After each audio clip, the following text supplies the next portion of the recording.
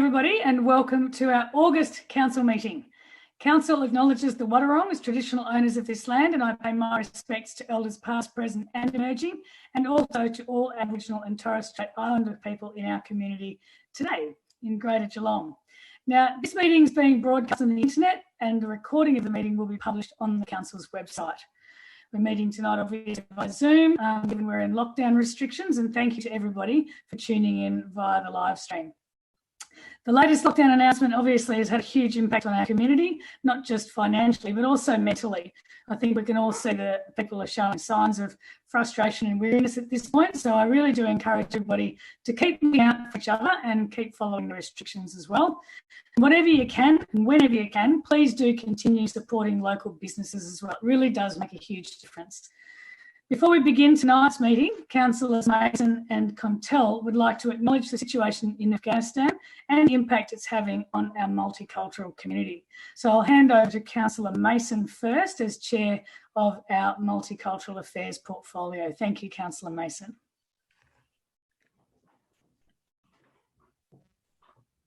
You're on mute, Councillor Mason. You're on mute. First error for the evening. I'm terribly sorry. Thank you, Mayor Asher. Yes, and as multicultural portfolio holders, Councillor Mansfield and I attended a gathering of the Afghan and Hazara communities on Friday evening last, and we heard some really heartrending stories.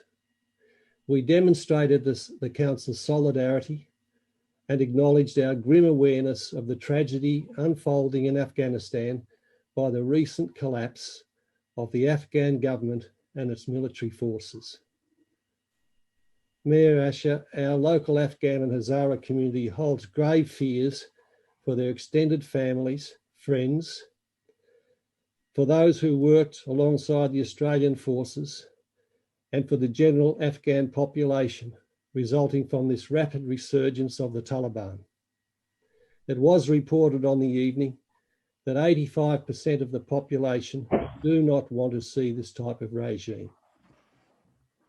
Despite Taliban assurances of more moderate leadership, there are many reports through our local community and affirmed on the international media of flagrant disregard for universal human rights and well-founded fears that many communities will not be protected.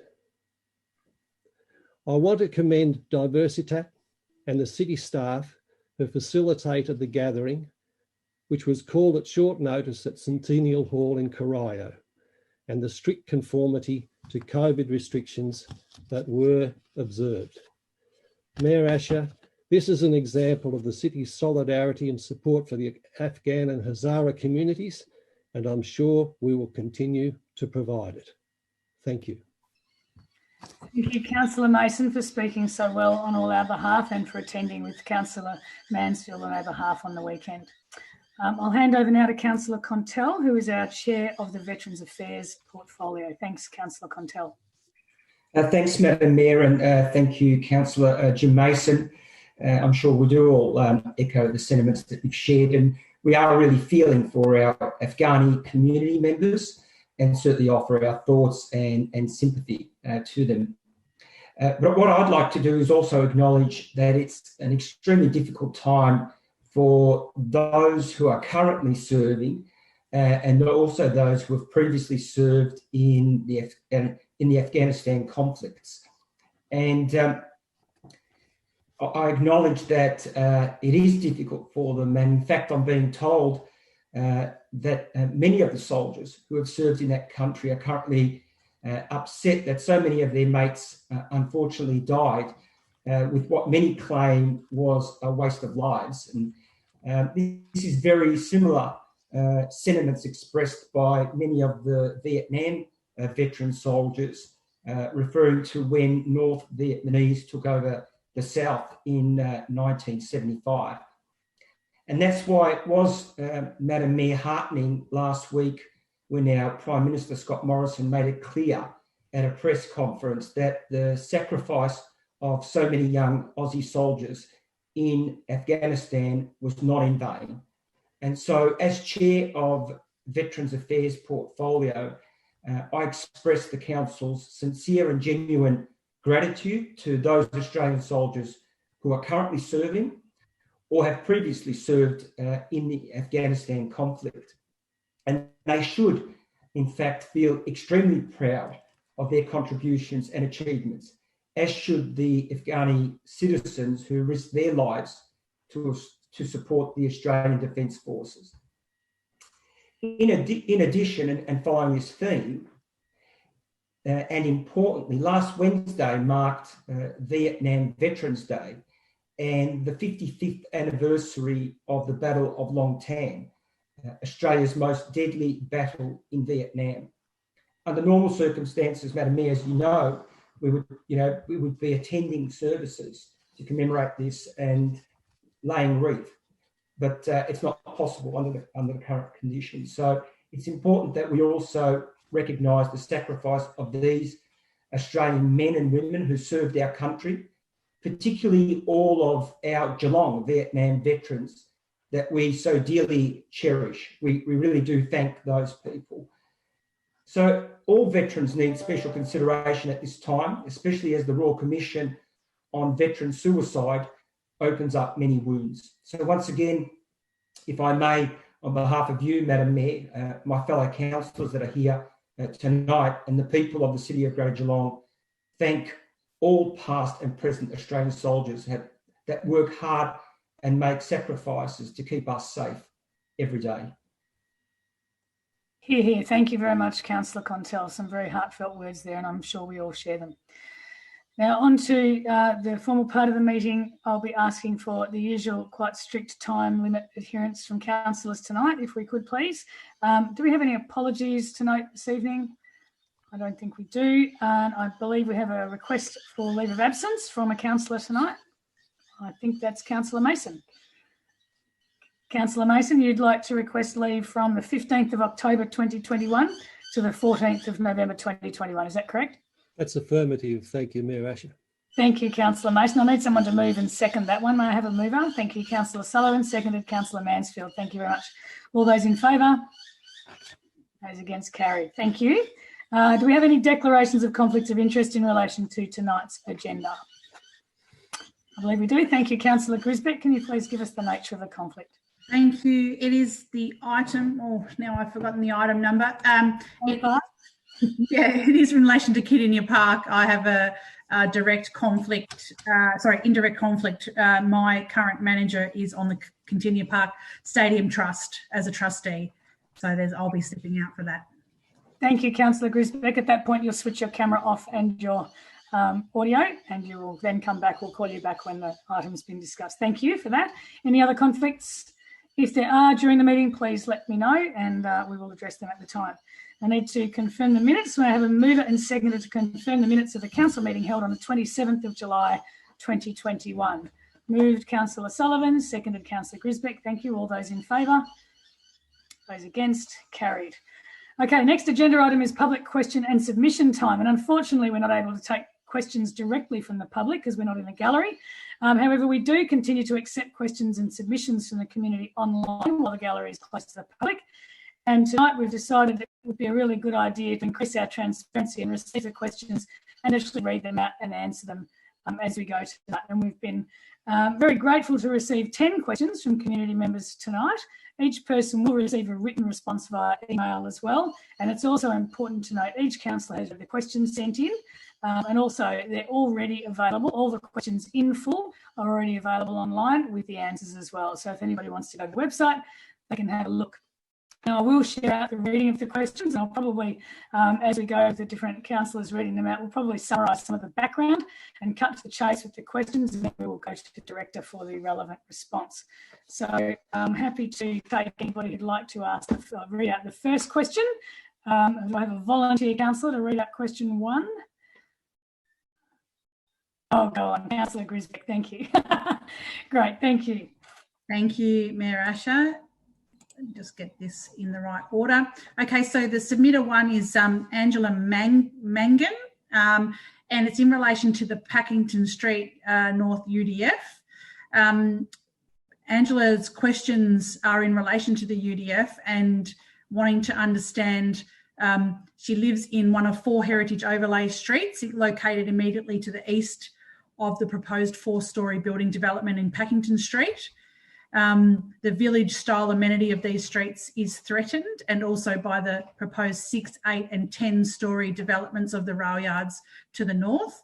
The questions, the negative impacts she asks in relation to that is around traffic flow, further exacerbation of on-street car parking scarcity due to overflow of the new developments, increased noise and overshadowing, loss of privacy, high-rise windows looking over the low-rise backyards, a strain on infrastructure, ageing infrastructure, for example, narrow streets, sewerage and storm water pipes, and loss of the village vibe and charm. The questions question 1 is, taking into account all of the above issues and impacts, will council further reduce the permitted building heights to 50% of what was included and detailed in the revised 2021 interim final draft Packington North UDF, i.e. will council minimise the impact on Wellington, Maitland, Anglesea and Waterloo streets by reducing the maximum Paco building height from 4 storeys to 2 storeys in this section? And I'll read out question 2 as well. Will council extend the Packington Street heritage core from Wellington Street so as to include Maitland, Anglesea, Waterloo Street, given the heritage overlay and period houses within these streets? Thank you, Madam Mayor. Thank you, Councillor Grisbeck. Well done. The response will come from our Director of City Planning and Economy, Gareth Smith. So I'll hand over to Gareth to respond. Thank you, Mayor, and thank you, Councillor Grisbeck. And importantly, also thank you to Angela for submitting in the question, quite comprehensive.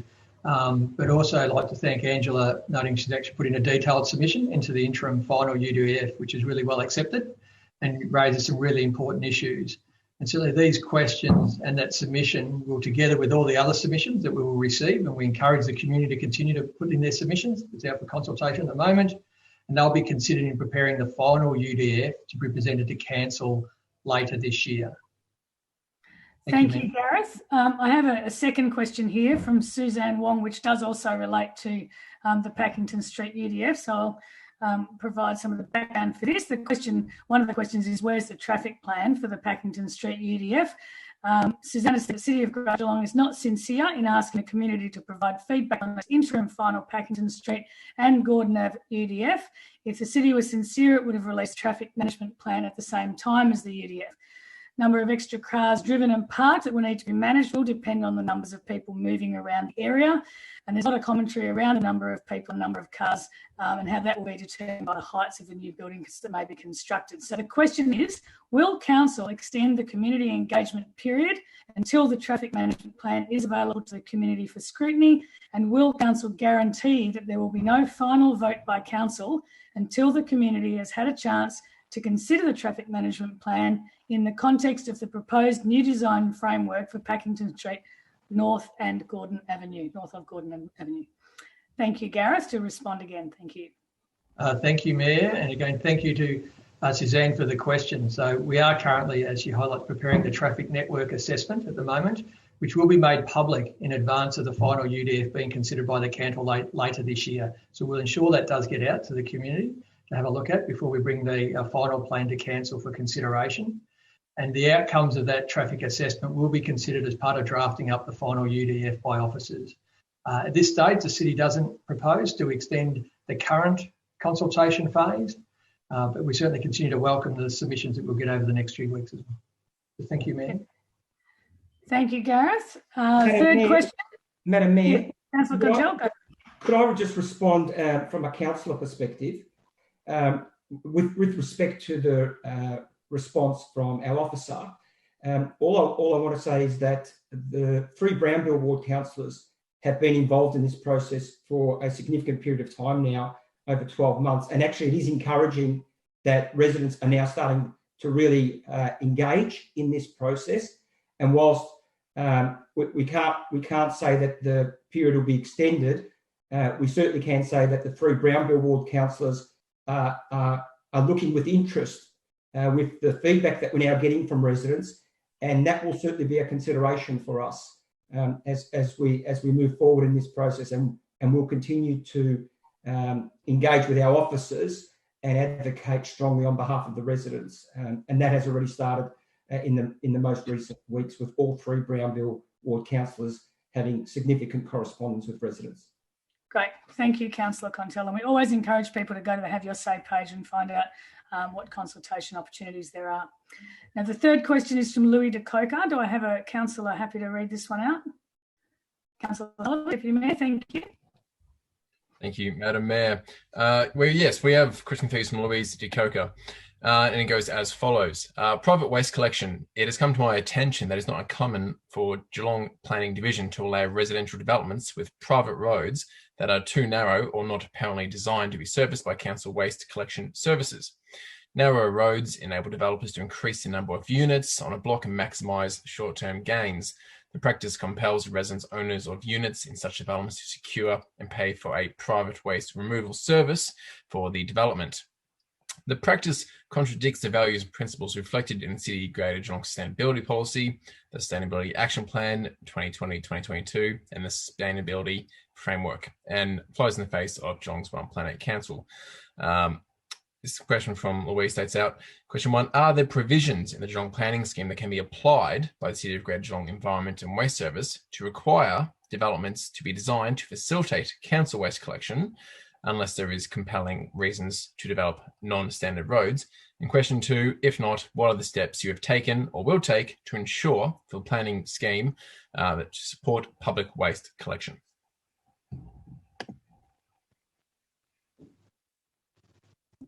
Thank you, Deputy Mayor Sullivan. Back to our Director of City Planning and Economy, Gareth Smith. Please, Gareth, could you respond to Louis' question? Thank you, Mayor. And certainly thank you, Louis, for the question. Firstly, we would say, look, the majority of sites, council waste collection is a standard process. That happens by far the majority of sites. However, on occasions, it may be practical for the Waste Services Department to collect waste, and a private contractor may also be required, involved or alternative as an option. So as a statewide policy, so within the planning scheme, clause 55 requires that the waste enclosure should be located for convenient access to the residents. It doesn't specifically require waste to be collected by public or private means. So that's a statewide aspect in the policy, which is probably the more applicable aspect to your question.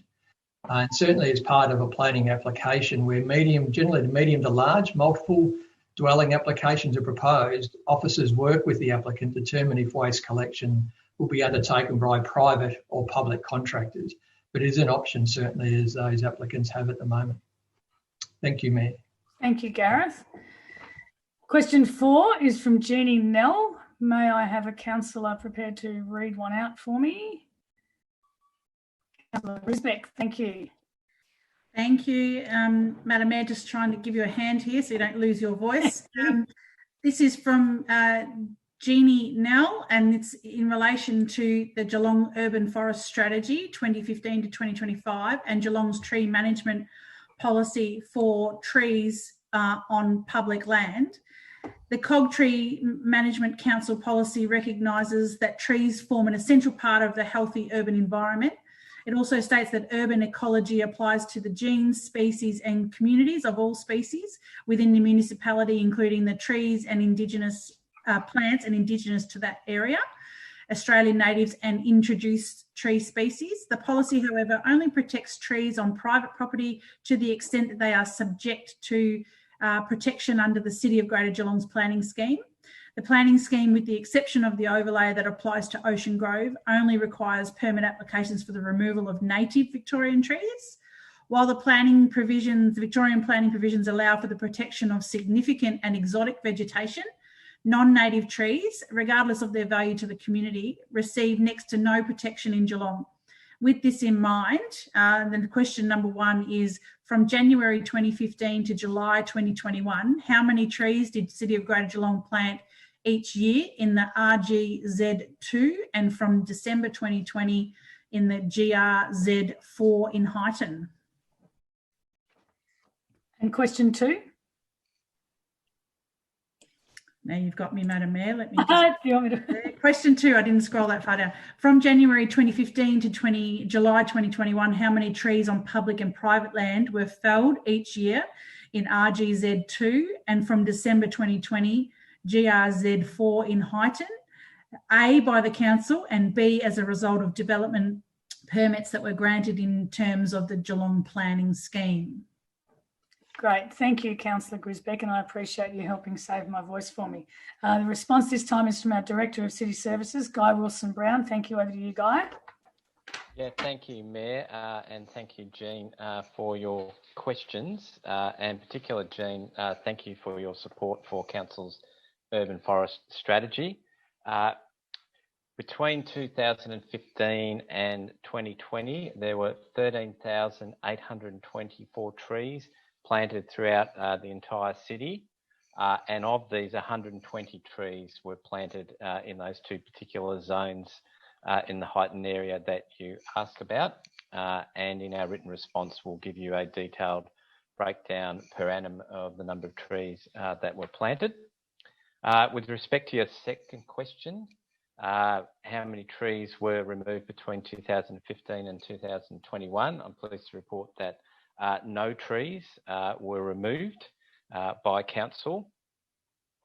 And I can actually report that there was a net gain of trees planted during that period, increasing from 2 trees planted per each tree removed up to 3 trees being planted for every tree removed. And with respect to tree removals approved under removed in height and under the planning scheme, I'm pleased to report that no trees were removed as a result of permits issued under the planning scheme. So thank you, Mayor. Excellent. That's all good. Thank you, Guy. Question 5, Councillor Maloney. Perhaps you'll help me out here with a question from John MacArthur.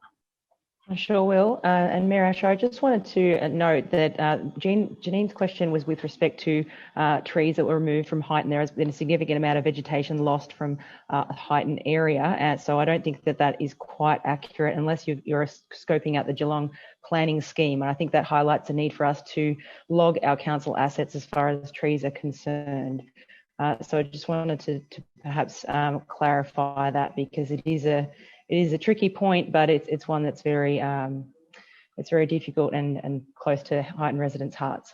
John MacArthur's question, 2 questions were concerning with the increased traffic risks in the heightened primary, Bel Air primary vicinity on South Valley roads and Roslyn roads, including the bus stops at Morven Court and Cobden Street, right at the bottom of the valley there. There have been a number of complaints to us councillors as well with regard to safety crossing these roads, given the significant distance between safety crossings, and there's been requests for wombat crossings.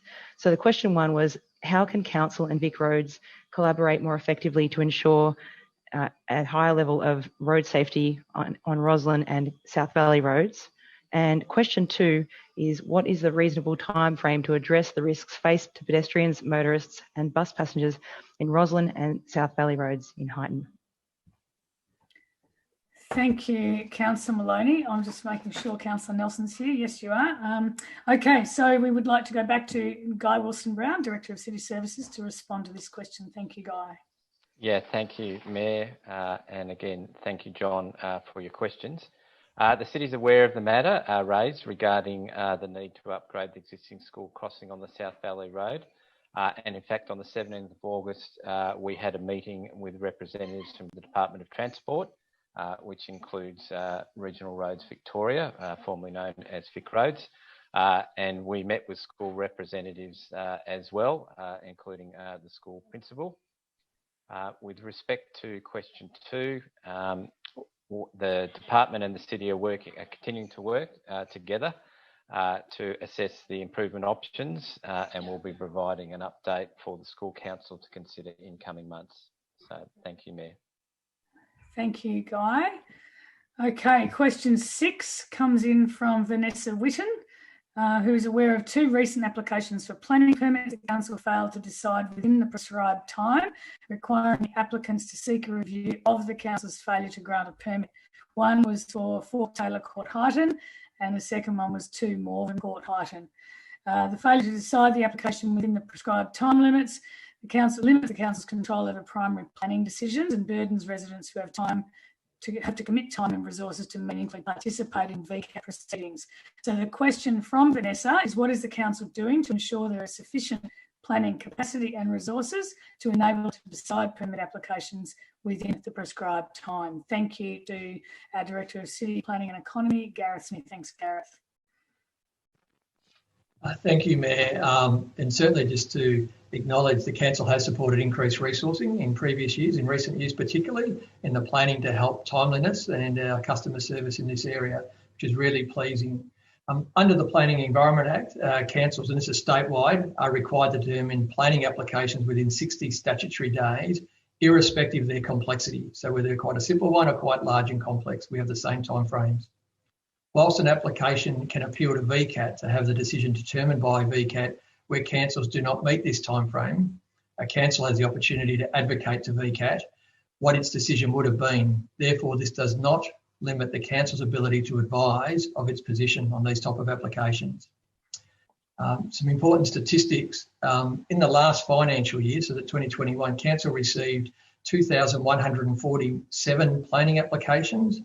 Only 5 of these applications, so less than 1% at 0.23% of all of these applications were appealed to VCAT for failure to determine. So it's quite a minority in a rare circumstance when it does occur. But thank you for the question, though, Vanessa. Thank you, Gareth, and that is a really good statistic to share because we do know that there's been a lot of work put in from the councillors and from the officers to improve the planning outcomes. We recognised certainly 3.5 years ago when a lot of us were first appointed to council that it was something that was problematic for people. So we're really pleased that that's being addressed, albeit it is always an area that attracts quite a lot of criticism, justifiably or not, isn't it, Gareth? Question 7, I would like, thank you, Councillor Aitken, to handle this question for me. Ask this one. Thanks. Oh, Councillor Aitken. Thanks, Madam Mayor. The next question is from Rhonda Goodman, and we thank Rhonda for her question. Her question is, in August 2018, the Geelong sale yards were shut down by the administrators for the City of Greater Geelong, leaving hundreds of people without a place to buy and sell their stock, travelling to Ballarat, Colac, Mortlake, etc., put enormous costs to transport for the small farmer and also stock carriers. How sad it is to learn that the truck wash is the next blow for the livestock industry. Yes, I agree that the position is not ideal, but please leave the wash where it is until another can be built. Surely that is not too hard considering the amount of livestock carriers and others, including COG street sweepers, using this car wash daily. Biosecurity is a high priority in animal welfare and clean transport vehicles are a must. Please do the industry a favour, leave the truck wash where it is until another facility is built. Thank you, Councillor Aitken. May I now hand over to Guy Wilson-Brown once again, Director of City Services, to respond. Thank you, Guy. Yes, thank you, Mayor. And again, thank you, Rhonda, for your question. The City has engaged an independent consultant to undertake an option study to inform future decisions regarding the livestock truck wash facility at the former Geelong sale yard site. Throughout this study, truck wash users have been engaged, including Goodman's, and a report on future options for the truck wash will be considered at Council's meeting on the 26th of October this year. And I can also add that the city street sweepers no longer use the truck wash facility. Thank you, Mayor. Okay, thank you, Guy. Question 8, I might ask Councillor Mansfield to help me out with this one, if you wouldn't mind, Councillor Mansfield. Thank you. Thank you, Mayor Asher, and thank you to Claude Eagles for your question regarding flooding risk in the Cardini Creek catchment area. So the question is, we're concerned about flooding risk in the Cardini Creek catchment area linked to known problems with the main water drainage system, summarised as follows in the 2014 report on the heightened drainage flood study commissioned by the City of Greater Geelong. The majority of problems relate to the characteristics of the catchment, topography, development, density and age.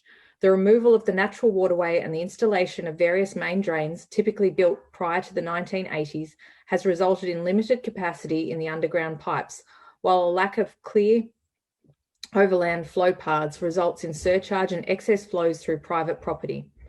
Council adopted the report in 2015, but instead of remedying the problems, it imposed special building overlays on a number of heightened properties. These provide little protection to existing properties and increase insurance premiums. Development in the area exacerbated flooding risks. In January 2016, waist-deep flooding occurred in the area again. A key property, 2 Morven Court, with marshy ground and a dam that retained floodwater, is now subject to an application for a development permit for 27 townhouses. The development will impact on the flow and velocity of floodwater. Question 1. What caused the failure of drainage-related infrastructure in Highton leading to the 2016 flooding of Vanessa Avenue and Morven Court? Question 2. How will flood damage to existing properties in that area be prevented in the future? Lovely. Thank you, Councillor Mansfield. And I will now throw it back to Guy Wilson-Brown to respond. Thank you, Guy. Yeah, thank you, Mayor, and thank you, Claude, for your questions. Question 1. Following the significant rainfall event in 2016, the stormwater overtopped the basin, causing the stormwaters to flow overland east towards the low-lying properties within Vanessa Avenue and Morven Court. With respect to improvements for the future, question 2, the outlet grill on the retarding basin has been replaced with a tubular grill arrangement to enable leaf litter to either pass through or build up in a location that does not block water flowing from the basin into the drain. Also, it's important to note that building and planning controls are now in place to ensure that flood risk is not increased by new developments. And there is also ongoing monitoring of the drainage network to ensure its optimal function for flood protection. Thank you, Mayor. Excellent. Thank you, Guy. Question 9 comes from Serafino De Simone for Sea Change Village nominees. And I might ask Councillor Contell, thank you, to read this one out for us. Thanks, Councillor Contell. Thanks, Madam Mayor. It'd be my pleasure to read out the question. So question 1 is, please confirm that phase 1 consultation in 2019 for the Ballerine Dell process considered public engagement related to understanding the environment, landscape and lifestyle values the community want to protect, and that phase 2 consultation in 2020 related to seeking feedback on the draft 50-year vision statement and draft policy approaches, and that neither of these consultation phases provided an opportunity to comment on specific details such as the proposed changes to the settlement boundaries at the property level, as these were only published in reports released on June 29 in 2021. And under the DELP process, affected landlords, or landholders should I say, and other interested parties are being invited to make submissions, which can be private or public, without any published commitment to how these submissions will be reviewed. This is an unjust starting point. The Surf Coast Dell used an independent review panel, and Greater Geelong constituents are being subjected to an unknown and much lower standard of internal DELP review. So the question is, yes, this was a consultation program delivered by DELP. Oh, no, that's responses, sorry, responses by the city. Okay, I think we've got to head over to Gareth for question 1. Yes. Okay, thank you, Councillor Contell. Could we have the response from our Director of City Planning and Economy, Gareth? Thank you, Councillor Contell and Mayor Asher, and thank you, Serafino, for the question as well. And certainly, look, what you have outlined is really the process undertaken by DELP, and we totally agree that is the process that's been undertaken that you outlined there. And if you would like, Mayor or Councillor Contell, do you want me to continue with the second part of the question? Or... Yep. And which really relates to about, if then with the city could please confirm the council's normal, fair and just approach is to have an independent review panel as part of the process to review and change settlement boundaries. And their response to that question, Serafino, is yes, when the city undertakes a planning scheme amendment, the submissions are generally referred to a planning panel in accordance with the Planning Environment Act. In terms of this particular process with DELP, the city is responding to the process put forward by the Minister for Planning, and the option remains for the Minister for Planning to refer any or all of the submissions to the Standing Advisory Committee. And obviously, of course, this is being considered tonight, a submission from the council, and no doubt will be debated later on. the city's adopted settlement strategy does say the distinctive areas and landscapes is the most appropriate process to determine long-term boundaries for the Bellarine. And we also certainly do agree that a robust, transparent and consultative process is an important part of a planning process. And the officer's recommendations that the councillors will consider tonight is to call on DELT to provide a public response to submissions and changes made to the statement of planning policy. The minister referring the matter to an advisory committee doesn't automatically result in a more transparent process around the reasoning for the final decisions of the minister. There's no requirements for the minister to make the advisory committee reports public. But thank you again for those questions, Serafina. Thank you, Gareth. Final question for this evening comes in from Dr. Jane Mooney. Do I have somebody who's happy to read this one out? Okay, thank you, Councillor Mansfield. Got your hand up. Thank you. It's a long one. I just saw that. Thank you to Dr. Jane Mooney for your submission to question time. Geelong West and Packington Street, PACO, are very special places with a unique village vibe surrounded by heritage homes. It is these elements that give the suburb its charm. As such, it is a place that residents and visitors highly value. Council have a genuine opportunity to rejuvenate the northern end of PACO. This should be embraced sincerely and result in development that is thoughtful and sensitive, which enhances residents' enjoyment and livability. Unfortunately, the Geelong West and Gordon Avenue Final Interim Urban Design Framework, UDF, August 2021, and henceforth referred to as the proposed UDF, contains proposals for inappropriate building development that are ridiculously high, ranging from 4 to 10 stories, that would be deemed inappropriate in Melbourne suburbs, let alone Geelong West. The proposed building heights should be decreased by at least 50%. Furthermore, the Woolies development has only appeared in the latest plan and was buried on one map within the 150-page plan. This 8-storey development covering approximately half of the Packington Strand site is enormous. Residents have no knowledge of this proposal and have been denied the opportunity to consider the impact of this on local amenity. Packington Street already carries a lot of traffic. The northern end of Packington Street also has 2 primary schools nearby, which can also add to traffic. There is already development of high-rise apartment buildings on nearby Mercer Street. Moreover, the council has identified the area around Geelong train station as suitable for the development of multiple high-rise apartment buildings. Both areas, Mercer Street and around the train station, have much better transport access, road and train. High-rise development is better suited to these areas. This would remove the deleterious impact of high-rise developments high-rise developments would have on residents and their houses in period suburb of Geelong West.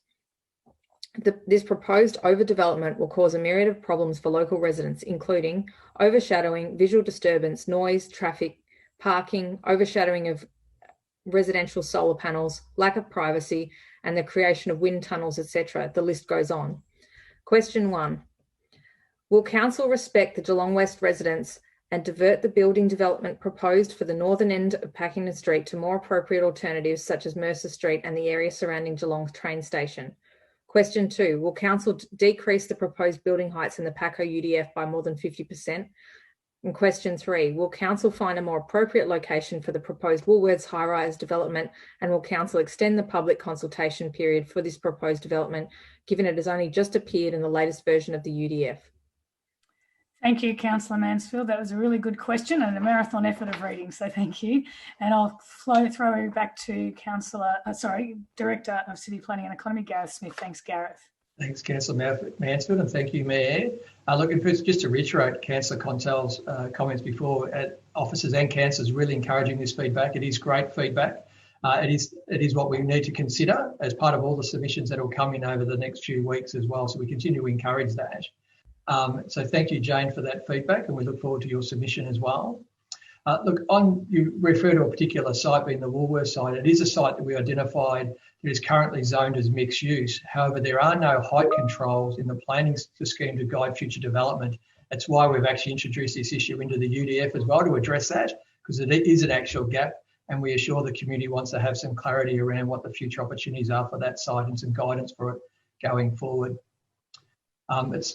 Certainly. So your questions will, together with all other submissions, be considered in this round of consultation as part of preparing the final UDF to be presented council later this year. And as noted with one of the previous submissions, we're getting about the extension. So certainly at this time, the city isn't planning to do a further extension. There was a 6-month period of consultation on the early draft, and now we've got this revised draft out for further feedback as well. But again, we encourage all community business owners and the likes to please contribute your ideas and feedback. It's really important. Yep, great. Thank you, Gareth, and thank you to everybody for the questions. Councillor Murahi, did you have a comment? Look, I was just seeking assurance from Gareth that these questions, question times on the Packington UDF will go into the public submissions. Gareth. Thank you, Councillor Murray, for the question. Yes, they will. We actually are cross-checking that these residents have got a submission that's consistent with this. And if they haven't, we'll certainly include this as part of those. So, a good question. Thank you. Yep. There are multiple ways to be heard by the City of Greater Geelong. So the ideal is to go to the Have Your Say and go through that process, but we actually welcome any form of communication, and the officers certainly do take on board people's opinion. That's how the future is shaped. So please don't hold back with putting your views forward. And we thank you again for submitting your questions. Do we have any petitions or joint letters for this evening? I don't think so, which means we go straight into section B, reports. And the first item on the agenda is the Tivoli Drive Kaluas traffic and planning item, to be moved by Councillor Mason, I believe, and seconded by Deputy Mayor Sullivan. Thank you, Councillor Mason. Thank you, Mayor Asher. I'm pleased we have a timely response to the notice of motion Council endorsed at the 20th of May meeting. The consultant's report addressed all matters and based their findings on Australian road design and traffic management standards. I can also confirm a further report, a specialist acoustic assessment, will be completed shortly. It's notable that the report generally supports the thrust of the works already undertaken, noting that Tivoli Road has been reclassified from an access street level 2 to a connector street, and that despite width and parking constraints, current traffic volumes are acceptable, and that safety issues at the recommended speed limits are also within design guidelines. Nevertheless, it's also should be noted that up to 357 or up to 10% heavy vehicles per day is a relatively high figure, but would reduce once development is complete. This is expected to be in some years' time, possibly 25, 26, but it's reported to be reliant on the developers, and there's no certainty of this time frame. Mayor, the report also observed that indented parking would be very costly, and there is a high risk of damaging services such as water, electricity, and fibre optic telecom. Similarly, it's also been confirmed that Corrior Road will be truncated at McDermott Road and will not continue onto Hermsley Road in stage 2. So partial closure of Tivoli Drive was not initially supported due to possible effects on other locations such as the Appleby Jetty Road intersection, possibly needing lights and the related expense, and it would take at least a year to implement. Nevertheless, as previously mentioned, uncertainty exists on the time frame for stage 2 development, and also the position that the Department of Transport might hold. So this motion will recommend further exploration with the Department of Transport and community engagement to consider a longer term solution should it become necessary. So in the immediate term, it's recommended to endorse ongoing community consultation and to implement permanent speed radar information displays, to maintain ongoing advocacy for Victoria Police to enforce speed limits, and to enforce parking restrictions. Further, it's recommended that there be traffic calming measures considered following further community engagement. These measures are such as a raised intersection treatment at the intersection of Corrior Road and Tivoli Drive to reduce speed on approaches, 2 additional traffic calming devices between the existing speed humps on Tivoli Drive between Stanley Avenue and Corrior Road, traffic counts in Greenville Drive north of Corrior Road to assess if further traffic calming devices are required in this section. And finally, reversion of the speed limit of Tivoli Drive between Port Arlington and Bell Road and Bellarine Trail at 260 kilometres an hour, so that it reflects a rural, low-risk road environment and to enhance compliance. Mayor Asher, I'd like to thank officers for their collaboration and cooperation in their approach and in receiving the consultant's report and developing this recommendation. Mayor Asher. Thank you, Councillor Mason. Councillor Sullivan. Thank you, Madam Mayor. I fully endorse the words of Councillor Mason. He's described it all quite very aptly, so there's not much further for me to add. But I will just reinforce, how the city has implemented traffic calming measures to date at the request of the community, including speed humps, parking restrictions, splitter islands, the signage, which has all come to a cost of about $98,000 at the moment, as well as the speed trailers to monitor speed of motorists, which have great effect as well. I really just do want to enforce what Councillor Mason said about the further community engagement on this issue. The community have been exceptionally vocal on this item and have done a fantastic job, and Councillor Mason's notice of motion to Council has come back to some great effect and will have further effects going forward on this if this Council does approve this evening. So if the Council votes in favour of the report's recommendation, community information sessions will certainly be held when restrictions lift. If not, we'll find another way of doing it, but it will be done so that residents can discuss the report with specialists. The Council will provide for these issues. And from now on, we will have our forward-going measures. So happy to second the motion. Great. Thank you, Deputy Mayor Sullivan. Any other comments on this item from any other councillors? It is quite a Bellarine specific item, I appreciate, and I thank Councillor Mason for bringing this to us and Deputy Mayor Sullivan for speaking so passionately. It's a really tricky one to resolve. It's a two-stage development that's created some really unfortunate issues for the community, and I also applaud the community for being so vocal and letting us know, and also thank the officers for the efforts they've made so far. But we will keep a watching brief on this one because it's not over yet, I don't think. So thank you again, Councillor Mason. I'll go back to you to close. Thank you, Mayor Asher, and thank you, Councillor Sullivan. I've got nothing further to add, Mayor Asher. Okay, thank you. On that note, all those in favour? Those against?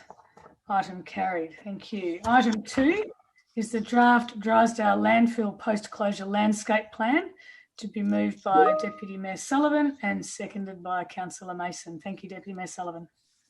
Thank you, Madam Mayor. As you said, before us we have the document to approve the draft Drysdale landfill post-closure landscape plan and put up for public exhibition and community engagement. Now, the landfill is the primary waste disposal facility of the municipality and supports the city's operations as well as residential and commercial customers. So it's not only private, it's not only public, but it's private and commercial and residential. The landfill receives on average 55,000 visits per annum, and that's about 100,000 tonnes it equates to.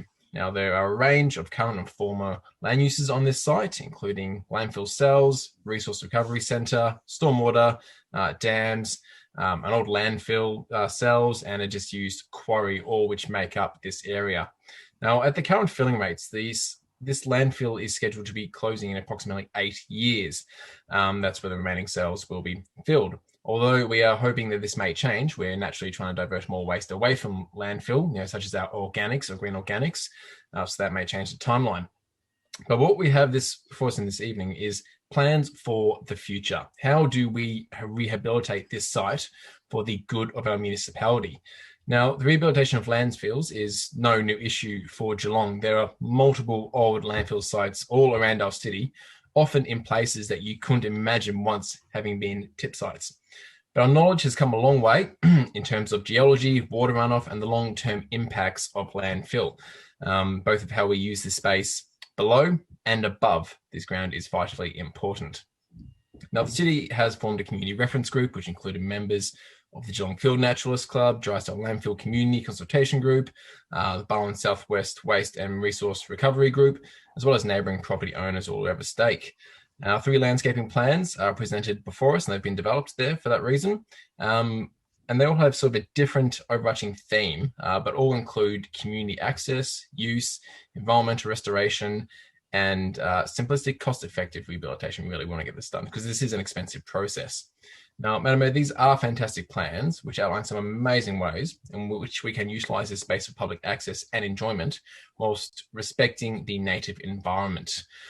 Waste is not often what people refer to as a sexy topic, but it is very important, and these are important documents when planning for the future of how we will be reducing and removing ourselves from landfill. Great, very well said, Deputy Mayor Sullivan. Thank you. Councillor Mason. Thank you, Mayor Asher, and thank you, Councillor Sullivan. I fully endorse what Councillor Sullivan has just said. This has been of immense interest to the Bellarine community, and there are amazing opportunities here, opportunities for setting a clever and creative example of extensive and high standard ecological restoration with Indigenous trees, shrubs and grasses. Opportunities for bird life, ephemeral wetlands, parkland for active and passive recreation, and adventure even for BMX trails. There are three alternatives ranging from bold to pragmatic and utilitarian, and we recognise the importance of government funding, perhaps from the waste levy, to help us achieve these community aspirations. Of course, there has been long-standing community reservations about the use of this site since 1982, and the ongoing adjustments which would have been required in the light of higher environmental standards and EPA requirements. Originally built on a waterway, this would not have been allowed today, and extensive work had to be done to ensure leachate and pollutants do not enter this waterway and never should in the future. So as Councillor Sullivan said, I'm also pleased that the city formed a reference group, and it included the Geelong Field Naturalists, the Drysdale Landfill Community Consultation Group, and the Barwon Southwest Waste and Resource Recovery Group. They've all been active participants. And as Councillor Sullivan said, each model has its strengths and weaknesses, and in each case, a resource recovery centre will remain. The first two models would cost and is estimated between $10 and $12 million, while the third option, costing a net $1 million, would be partially funded by $8.5 million revenue from clean fill over a period of years. The cost of community disturbance by high-frequency truck activity and maintaining roads during this process is an unknown cost and has not been estimated. Mayor Asher, all models rely to some degree or another on a phytocap trial being successful. This is a thick soil sponge layer storing rainfall and allowing some evaporation and natural transpiration from trees and other vegetation. The alternative, traditional landfill capping, uses an impermeable synthetic membrane which prevents any rainfall entering the landfill and becoming leachate. It is covered by a thinner layer of soil which must not have trees or be penetrated by tree roots. It's my hope that we do not have to use this expedient engineering solution, which in time will lose its impermeability anyway. But this is going out for community consultation. I look forward to revisiting this plan after 6 weeks community consultation. Please go to the city webpage, yoursaygeelongaustralia.com.au/DLP-CLP. Thank you. Thank you, Councillor Mason, and you managed to not get muted, so that was very well done. Well said. A lot of information in there. Councillor Aitken. Thank you very much, Mayor Asher. Yeah, look, most of these points have actually already been made, but this is the opportunity for the community to influence our preferred option as the council. So, in fact, we haven't made a predetermined decision, and we want the community to actually influence what that outcome is. What we should express and speak quite strongly about is that two of the proposals have an impact financially between $10 and $12 million for the council, of which we have set aside about $4 to $5 million. So there's a significant funding shortfall with two of the options. And one of the things we should be expressing is that this is a real opportunity for the state government with the EPA levy that is actually collected. And my understanding is that we pay over $4 million per year to the EPA in relation to the levy. This is a great opportunity that if the community strongly adopts a preferred option, and one of those preferred options is a $12 million expenditure program, Council has got up to $5 million for it. We really should be looking at the support of the state government through the EPA levy to supporting this rehabilitation program as a significant example about landfill rehab for the whole of the state. So I encourage the community participation in this, help influence our preferred outcome, and then let's start a campaign to try to get state government EPA levy funding to actually help make this a state example of how you can rehabilitate a landfill site with significant community involvement and participation. And the only other issue I raise as well too is that this council hasn't discussed it as a collective group, but when the Drysdale landfill site is closed, the current operational strategic position of the City of Greater Geelong is to send our waste that has to go to a landfill outside of our boundaries. And this council group needs to have a discussion about that significant issue. We are committed to reduce waste going to landfill, but with the closure of Drysdale in 8 years' time, it essentially means that that remaining percentage of our waste that must go to landfill is now going to be sent to other municipal areas outside of our boundaries. That doesn't sit comfortable with me because I think we have to keep the pressure on ourselves. It's our waste. We should be taking full responsibility for it, not actually just sending it to another landfill operator without our boundaries. And I look forward to that discussion over the next few years from this council group to put its beliefs and influence on that operational decision as well too, Mayor Asher. Thank you, Councillor Aitken, bearing in mind that our target is to have zero waste to landfill. So hopefully it won't be a discussion. It'll be a different discussion that we're having. But it's a very good point. Long-term planning always is a good point. Do we have any other comments on the Drysdale landfill rehab? Back to Councillor Mason. No. Councillor Sullivan to close. I beg your pardon. Deputy Mayor Sullivan, please close. Thank you very much, Madam Mayor, and thank you to all my colleagues for their comments and their passion on this issue. My closing remarks will be really around one item with which my colleagues already mentioned, and that is the cost of this project. Landfill rehabilitation is no small feat. It's a process which must be done the right way and on the first try. Via the EPA waste levy, as my colleagues have said, the state government collects millions and millions of dollars from us each and every year. Money which should go back into projects very much like this. You know, we serve at the pleasure of the state government and we collect this on behalf of the state government and we deal with it that way. These options are not cheap. 2 out of 3 options start at $10 million alone. And that's money which goes a long, long way in the community. So whilst I'm looking forward to the public feedback on this project, I believe it is time that we sit down with the state government and start talking dollars and cents. It is vitally important that we make progress in this area and we start getting that EPA money from our levies, which our residents pay, back into our community. Thank you. Very good point, Deputy Mayor Sullivan. Well, on that note, we'll put this one to the vote. All those in favour? Those against? Carried. Item 3 is the Geelong Major Events Delegated Committee Annual Report 2020-2021, to be moved by Councillor Nelson and seconded by Deputy Mayor Sullivan. Thank you, Councillor Nelson. Thank you, Madam Mayor. This report recommends that Council notes the summary of the GME Committee sponsorship outcome for the last financial year. We had 7 sponsored events, which is pretty amazing, during the last financial year, just generating an estimated $9 million into our economy. The events attracted over 70,000 participants and spectators, with 54% of those coming from outside the Greater Geelong region. Probably the highlight, certainly for me, and for Councillor Contel there, I know he had a good time there, was the road event in Geelong at the gallery, which generated a record attendances and was around $4 million of economic impact. So half of our economic impact for the entire financial year was that one event. There were other events such as the Schoolgirls Regatta, but as we know, there were no spectators there. It's certainly been a tough year for GME Committee.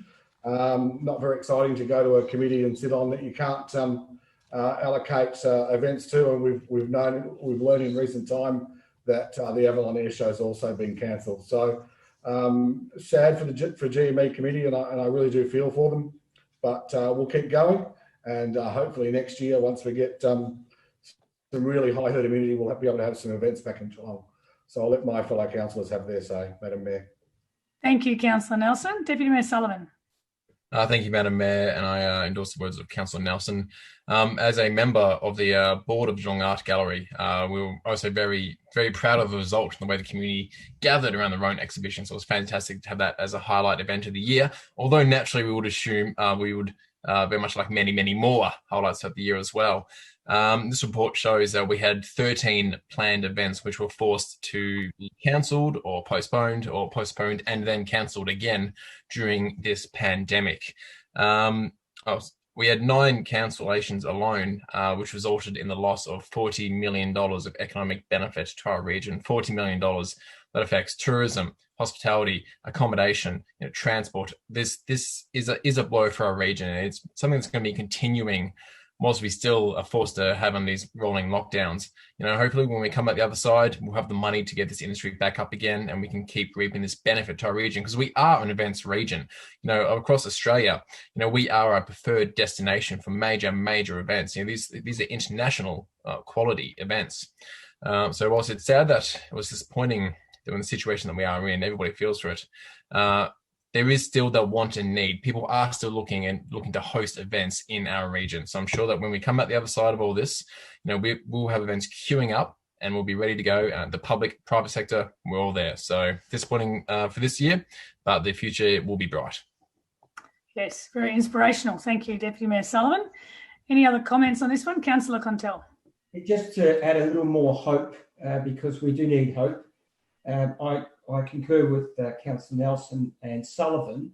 The beauty of our region, and I think the importance that we continue to develop good infrastructure, is that we have some great outdoor venues.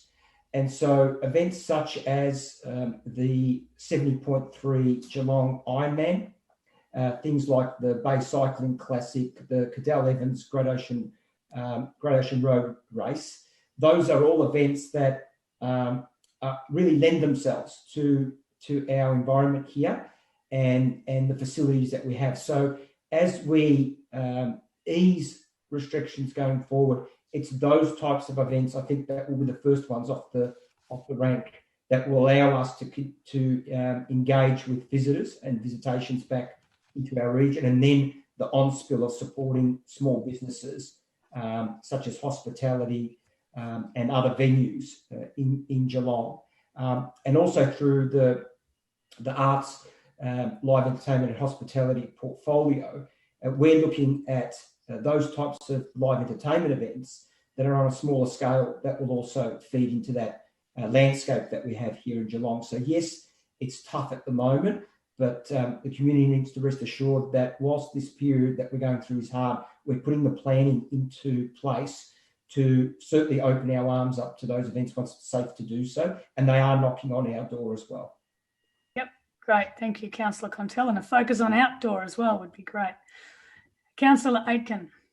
Thanks, Matt Asher. Look, it probably isn't specifically about the topic of the report of the Geelong major events, but just this week, Council did announce its community events funding, and what is really sad is COVID has restricted the social inclusion that comes at our major event level and also at our local community event level.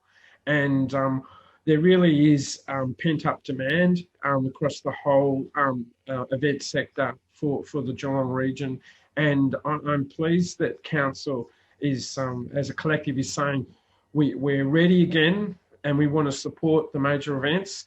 And this is what this report's saying as well too. But I'm also pleased that the council officers and this council group is also saying the community events are significant part of our responsibilities going forward as well too. And it's those community events that we want to encourage people to start planning now for when we do get some restriction less environment in which we're operating on. And the social inclusion and benefits that the communities are going to get from all those community events is significant We understand that, and we encourage people to continue to plan now and have them ready, and take advantage of our grant programs that we do have at the City of Greater Geelong to be able to do that, Mayor Asher. Yes, well said, Councillor Aitken. Any other comments on this one? No, go back to Councillor Nelson to close. Thanks, Councillor Nelson. Thanks, Madam Mayor, and thank you to everyone that's had their say. It's certainly what makes Geelong Geelong. I remember sitting in a very full auditorium over at GPAC, it was called at the time, when Shell was closing, and not Shell was downsizing, Ford was closing, and the announcement of the aluminium smelter was closing as well. And we're all sitting there, what are we going to do? What are we going to do? What is Geelong going to be in the next 20 years? And this is what Geelong is. We are the events capital. And as soon as we get this going, Geelong will be much better off. We can have our cycling classics, and we can have our festival of sales, and our Victorian Open golf, and more things at the GAC, and our 2020 cricket and our A-League. And the sooner we get those back in Geelong, the better off the Geelong people will be, because it'll make us certainly feel better, and we'll get some more people in our accommodation and more people visiting hospitality venues. So bring it on, the sooner the better. Thanks. Thanks, Councillor Nelson. Anyone would think you like an event. It's good to hear. I love events. That's great. Okay, all those in favour? Those against? Carried. Okay, item 4 is the Barwon Southwest Climate Alliance, to be moved by Councillor Maloney and seconded by Councillor Mansfield. Thank you, Councillor Maloney. Thank you, Mayor Asher. I hope you can hear me. My microphone's playing up a little bit. This report recommends that the Council nominates to become a foundation member of the Barwon Southwest Climate Alliance, which is pretty exciting. There are currently 8 climate alliances in the state, and we're the only region that doesn't have the current benefits of such a climate alliance. And that includes councils, water authorities and other organisations that all work together from here to the South Australian border, which is exciting. Members work together on joint programs, share knowledge, and also gain benefits from being part of something bigger as well to share across the whole of Victoria. It also works to deliver climate change initiatives, something that I've been banging on about for a while, and that provides joint benefits for us and the entire region. And it also nicely complements Council's sustainability framework and our climate change response plan. Thank you. Indeed. Thank you, Councillor Maloney. Councillor Mansfield. Thank you, Mayor Asher, and I think Councillor Maloney has provided an excellent summary of what this report is requesting. It's asking councillors to become members of the Barwon Southwest Climate Alliance. We are actually already non-financial members of the Western Greenhouse Alliance. However, that comprises mostly metropolitan councils, and I feel that there would be a real benefit in joining with other regional and rural councils, because some of the challenges we will face with respect to climate change are quite different to those in metropolitan regions, both in terms of how we tackle greenhouse gas emissions, because our makeup of greenhouse gas emissions is going to be different. The sources will be different, and as well as what we do to prepare for the impacts of climate change. And they will be felt differently in areas like our municipality, which has a large rural and peri-urban fringe. We've got different risks of bushfire, drought, flooding, as well as an urban centre. So we're balancing a whole range of different issues, and I really feel that there's great benefit in joining with other councils who face a lot of similar challenges to see what we can do to address climate change in our region. I think it's quite easy with everything that's going on with the pandemic at the moment to feel quite overwhelmed by the challenges posed by climate change action. The latest IPCC report that was dropped a couple of weeks ago makes for pretty sobering reading, but there is some hope in that if we really knuckle down and take action now, we have a chance of limiting the severity of climate change. A lot will happen. It's like a train where the brakes have been slammed on. It doesn't stop straight away, but we can bring the rapidly escalating climate change processes to a halt eventually, maybe in 20, 30 years, if we act now. And the best way we can do that is to form partnerships with whoever we can and share ideas because we can't do this alone. So I really strongly endorse becoming a founding member of this group. Great, thank you, Councillor Mansfield. Any other comments? Councillor Grisbeck. Thank you. And just to add to the comments from Councillor Maloney and Councillor Mansfield, I think the opportunity that this provides our officers to be part of this group, to liaise with other officers across local government, is one of the most imperative parts of this alliance. It allows the people that are actually on the ground doing the work to really engage with each other, and it is this type of model is supported by the Municipal Association of Victoria. I think the coming together of councils with ideas and education is really important. Thank you. Great, thank you, Councillor Grisbeck. Councillor Sullivan. Thank you, Madam Mayor, and I certainly acknowledge the words of the councillors before me. I initially did have some concerns on this issue itself. We are already a non-fee paying member of the Western Melbourne Alliance, which consists of multiple councils, and then suddenly we get sort of a request to become a fee-paying member of another new alliance. I understand that these alliances are all across the state, and some of them are very effective, but this one will be from Geelong all the way to South Australia. Now, the City of Greater Geelong, we get asked to be a part of many alliances. We are one of the larger municipalities out there, and we do like working together with other councils just as much as they enjoy working with us. Looking at other councils or other alliances around the state, you've got the South East Council's Climate Change Alliance, which secured $10 million over 10 years for investment. So it's $1 million a year average. You've got the Central Victorian Greenhouse Alliance. They secured $60 million over 7 years. That's $8.5 million per year. I was slightly concerned because I wasn't seeing these numbers coming out of the current alliance we're a part of. So that set off alarm bells of how effective is each and every one of these alliances. Also, the fact that we're trying to get the entire, this half of Victoria nearly, along the coastline, including the Southern Grampians, all in the same group. If we start attracting the money, and I'm happy to spend $15,000 if we get 10, 20, $30 million back out of it, that is a fantastic investment. But spreading that investment from here to the border, that's if money comes in, it may not get spent directly back into our area. Part of the alliance is that we do spread the love naturally, but this is a vast and will be one of the largest alliances out there, I believe. There's many moving parts of this, many founding members, many other organisations which will be joining a part of this. And if everyone plays their role and puts their part in, then I believe we will get the desired return out of it. However, that's just something that remains caution. We're asking $15,000 this year and $15,000 the next year. This is something that has the possibility to be great, but we do have to keep tabs on it because as I said, we get asked to be a part of many alliances. It does take up time, it takes up officers' time, it takes up resources. We have to make sure that this boat that we're getting on board of is going to do the job it's supposed to do. Otherwise, it will be another group that's just asking for more ratepayers' money. But I'll be voting in favour of this because if we start seeing the results out of it, it'll be fantastic. But that's just my cautions. Great, thank you, Deputy Mayor Sullivan. Councillor Aiken.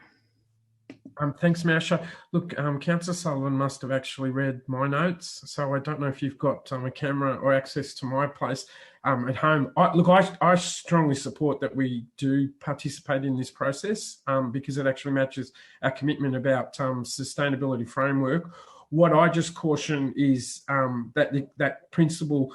We are doing a strategic review of our annual memberships as the council, and we are doing a strategic review of our annual sponsorship as a council because we are running at a deficit as an organisation.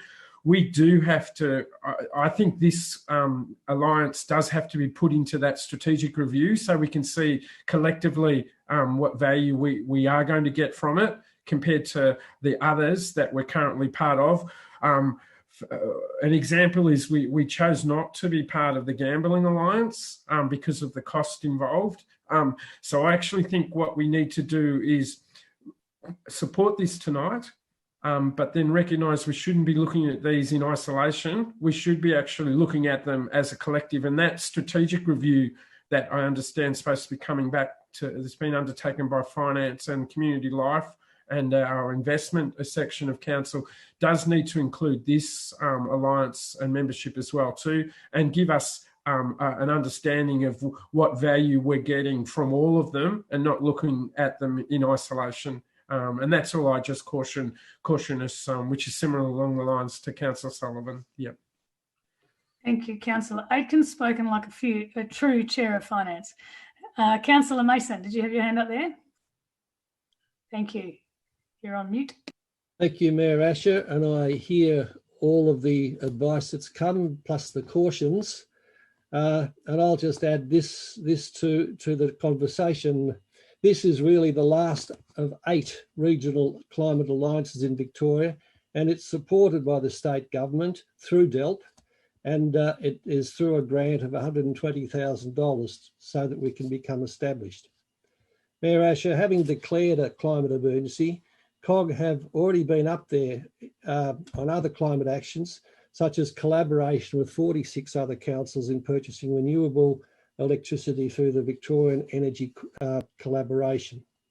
And as has already been said, the Alliance will include 10 councils, water authorities, the Corangamite Catchment Management Authority and the Glen Hopkins Catchment Management Authority. So this regional approach, with us all working together, will coordinate and strengthen our mitigation and adaptation activities.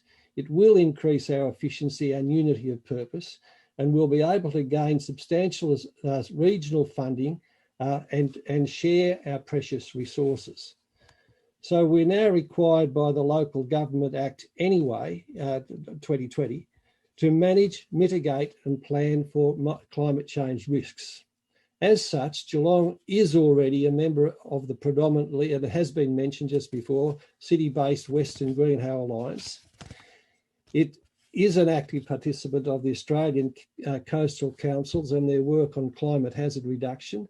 It's a member of the Association of Bayside Municipalities and the COG Queenscliff Sea Level Coastal Adaptation Committee.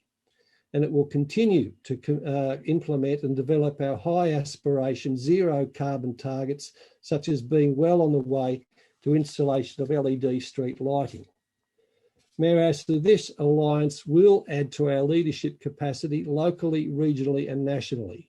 It will increase our capacity to advocate, to share information and build sound and sustainable mitigation and adaptation activities.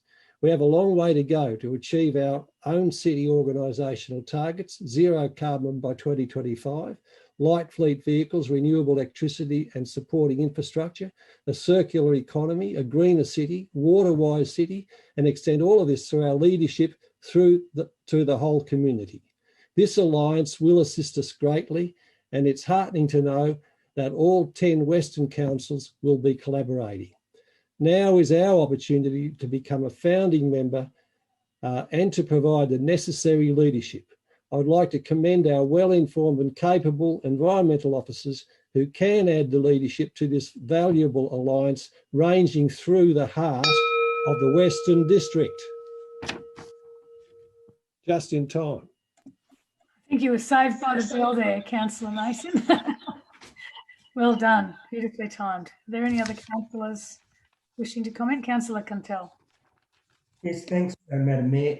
Look, along with others, I again agree that we should support this on a trial basis for the initial membership period, but it should be reviewed throughout the process and also at the end of it, because as other councillors have said, we are involved in a whole number of alliances, partnerships, committees, councils, and pillars.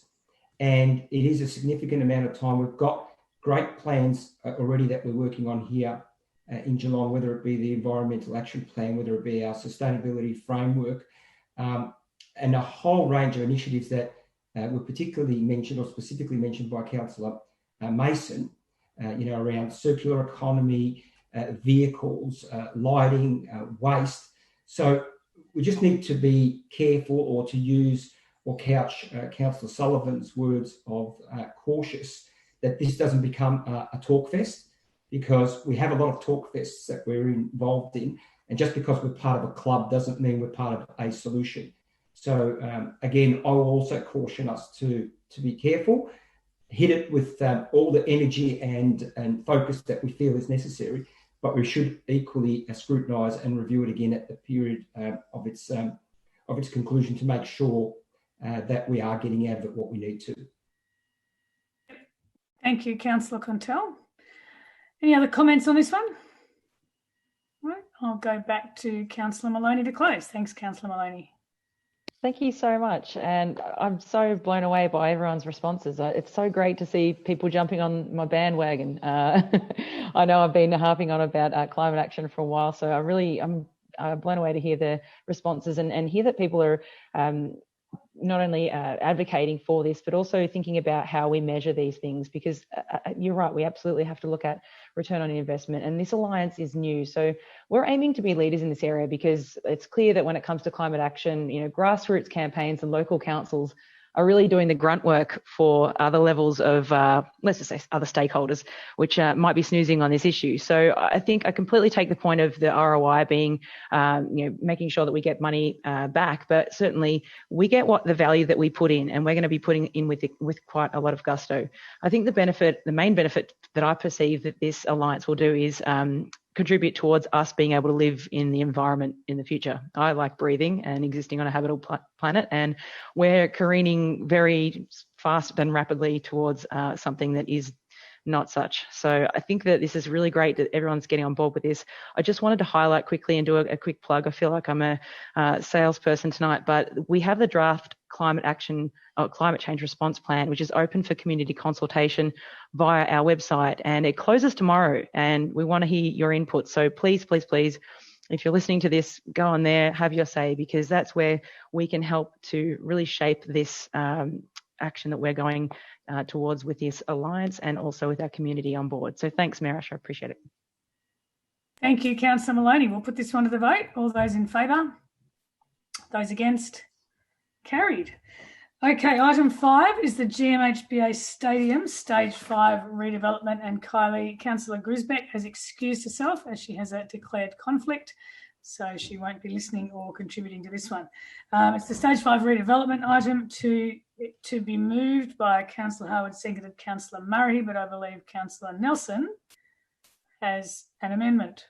Yes, Madam Mayor. Okay. You have a seconder for your amendment, Councillor Nelson? Councillor Contel. Councillor Contel, thank you. Okay.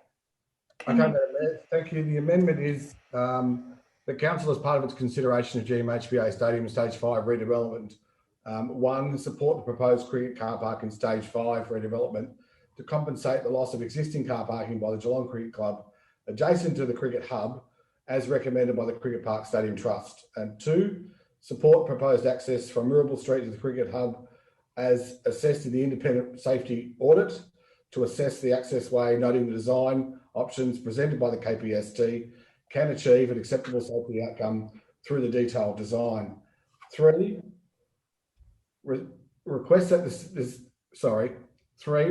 the current review by the City of Greater Geelong and the Cardini Park Master Plan seeks to identify opportunities to offset the reduction in open space of equal or greater area than the resulting decrease of open space from the access road, cricket car park and cricket hub.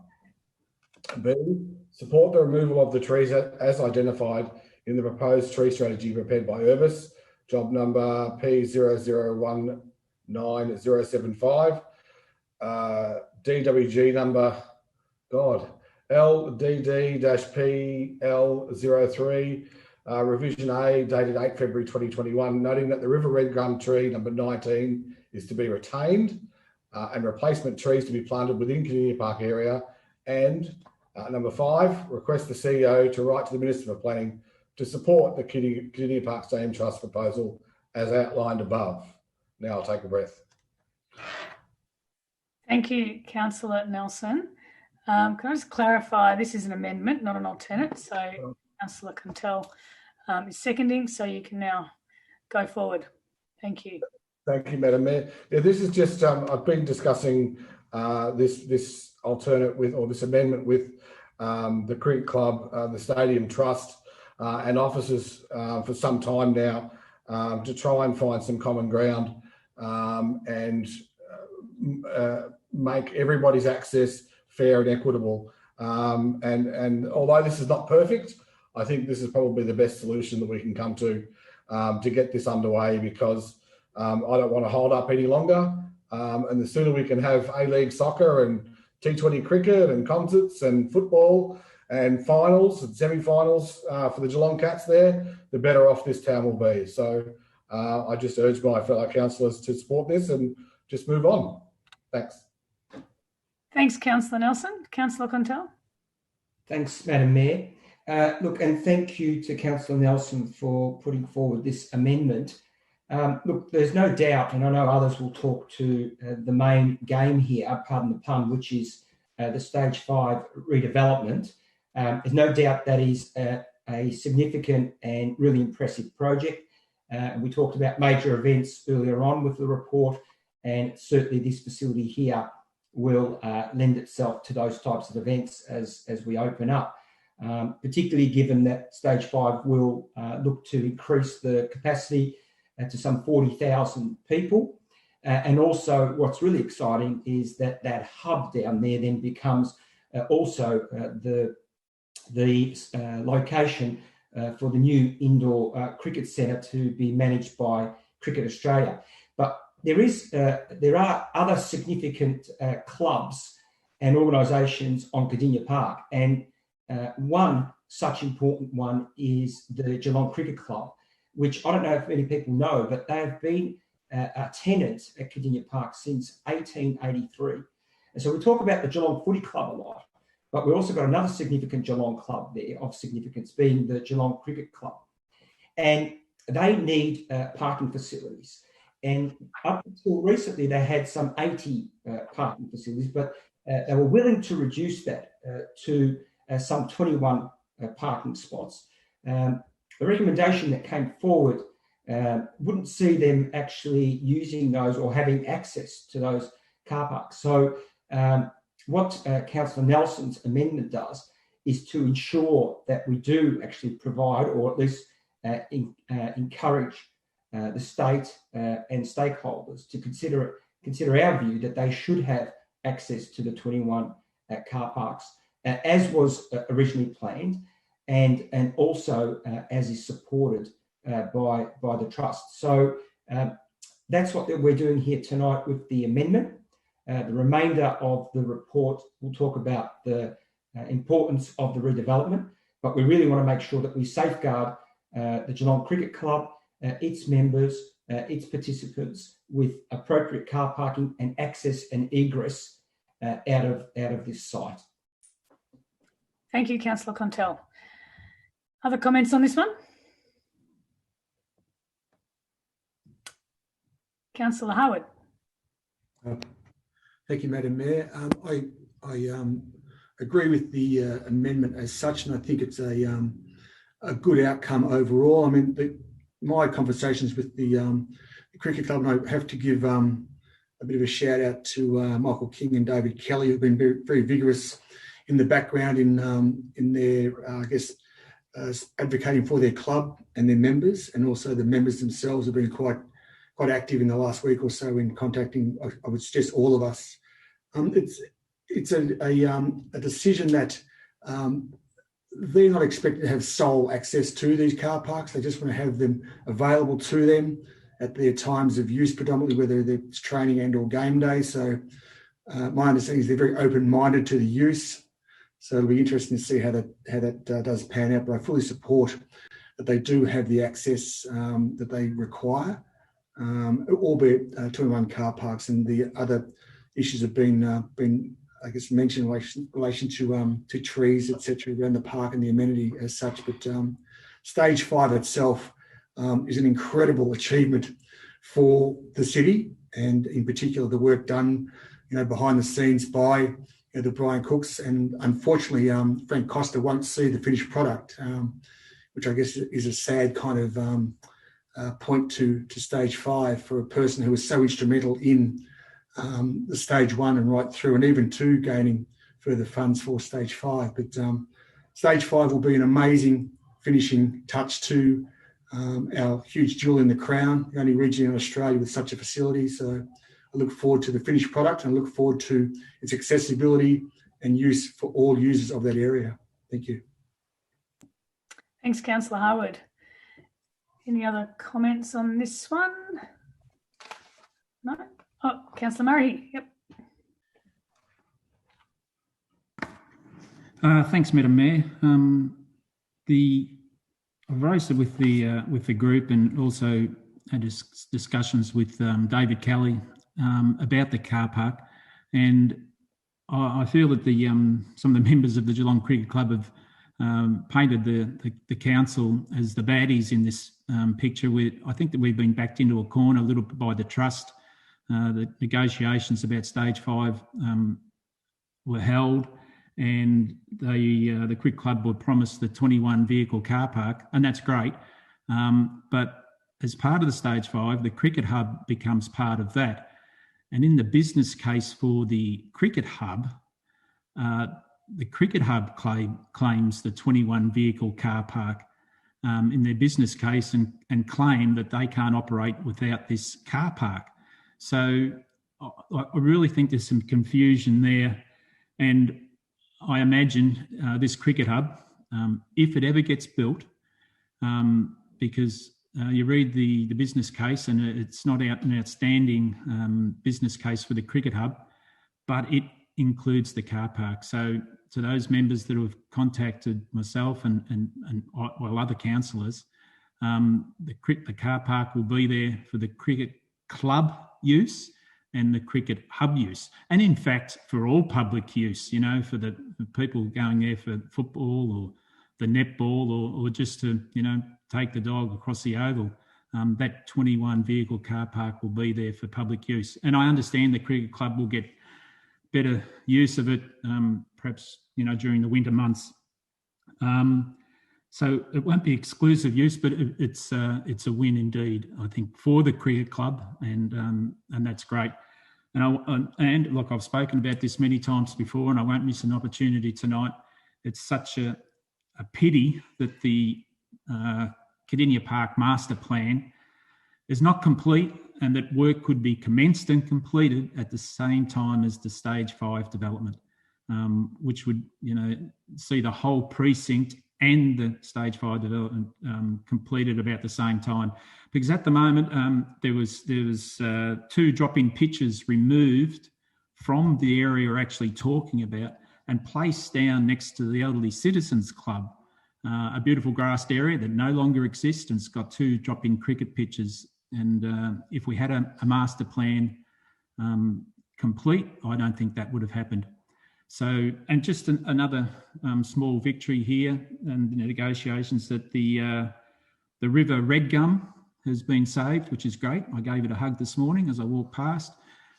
So a good win for the Geelong Cricket Club here, and the Cricket Hub, and the River Gum. So thank you, Madam Mayor. Thanks, Councillor Murahi. Councillor Aitken. Thanks, Mayor Asher.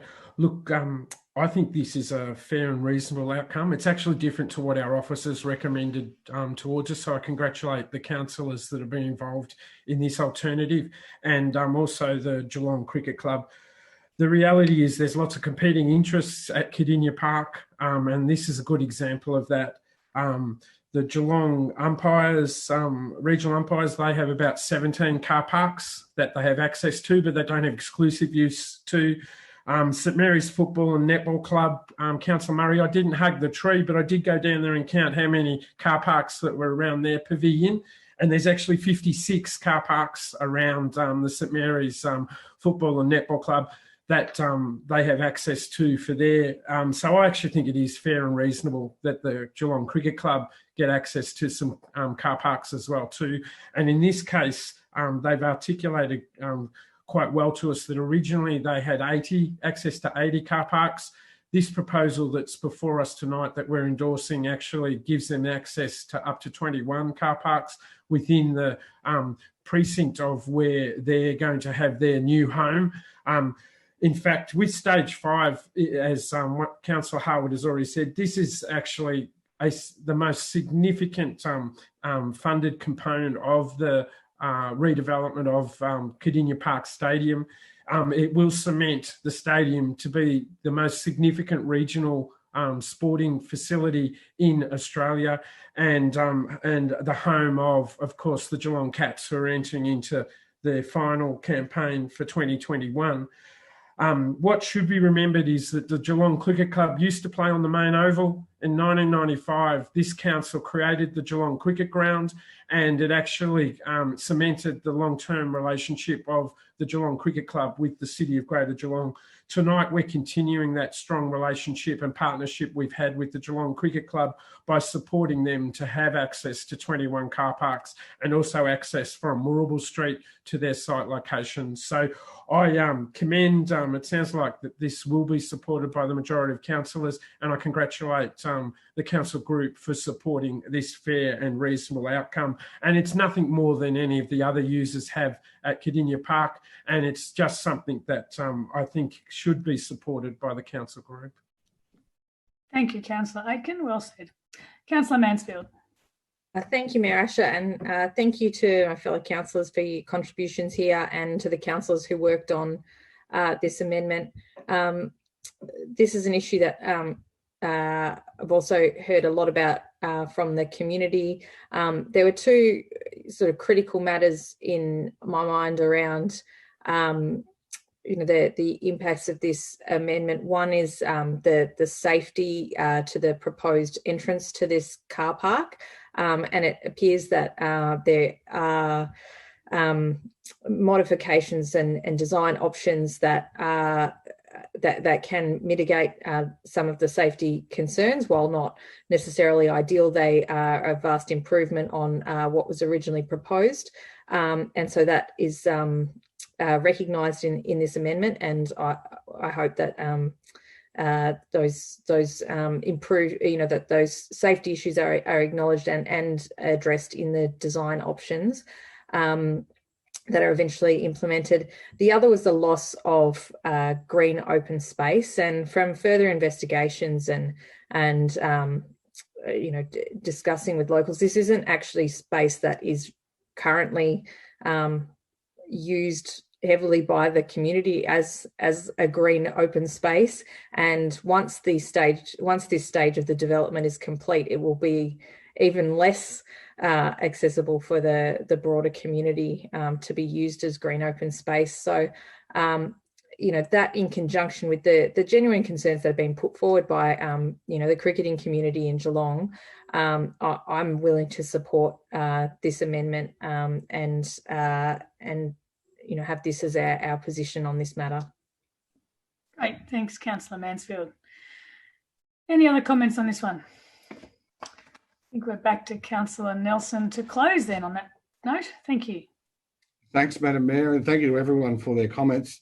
I really appreciate it. This is as Councillor Harwood said, the final piece in the puzzle for Geelong and for GMHBA Stadium. This will be a fantastic asset for the people. And I just wanted to thank my fellow councillors and Michael King and David Kelly and the KPST, but most importantly, my biggest thanks is to the person with the vision, the people with the vision for this, and that was the late Frank Costa, but most importantly Brian Cook, for getting all this done. And he won't be here to see it because he'll be off somewhere else. Maybe he'll stay in Geelong, maybe he won't, but he won't be the CEO next year or the year after when this is finished. But thank you to everyone, my fellow councillors, officers. This is a great project and we all should embrace it. Thanks. Great, thank you, Councillor Nelson. We'll put the amendment to the vote. All those in favour? Those against? Carried. Terrific. Item 6 is the Domestic Animal Management Plan 2022 to 2025, to be moved by Councillor Grisbeck and seconded by Councillor Harwood. Thank you, Councillor Grisbeck. Thank you, Mayor Asher. This topic is one which, as councillors, we get contacted about probably at least once a week. Owning animals is a privilege and should not be taken lightly. And we've got over 37,000 registered dogs and cats in the city of Greater Geelong. Another stat which might shock some people is that we have over 600 dog attacks lodged in just 3 years.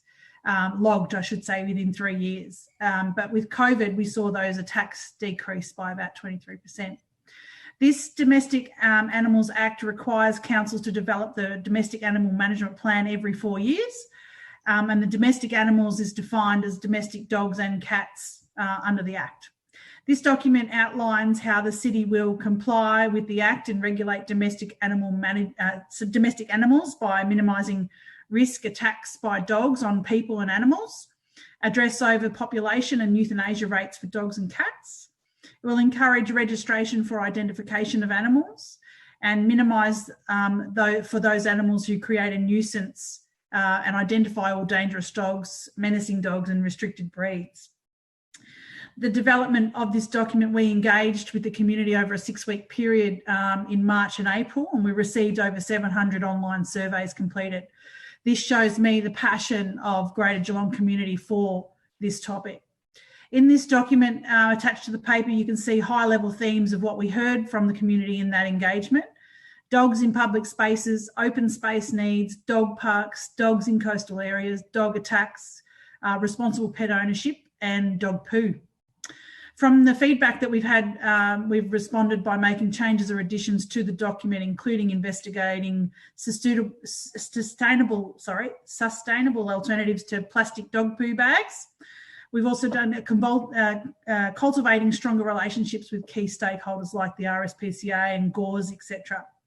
This document is a draft. We want to hear from you. We want to hear whether this document is what you believe our animal management should look like.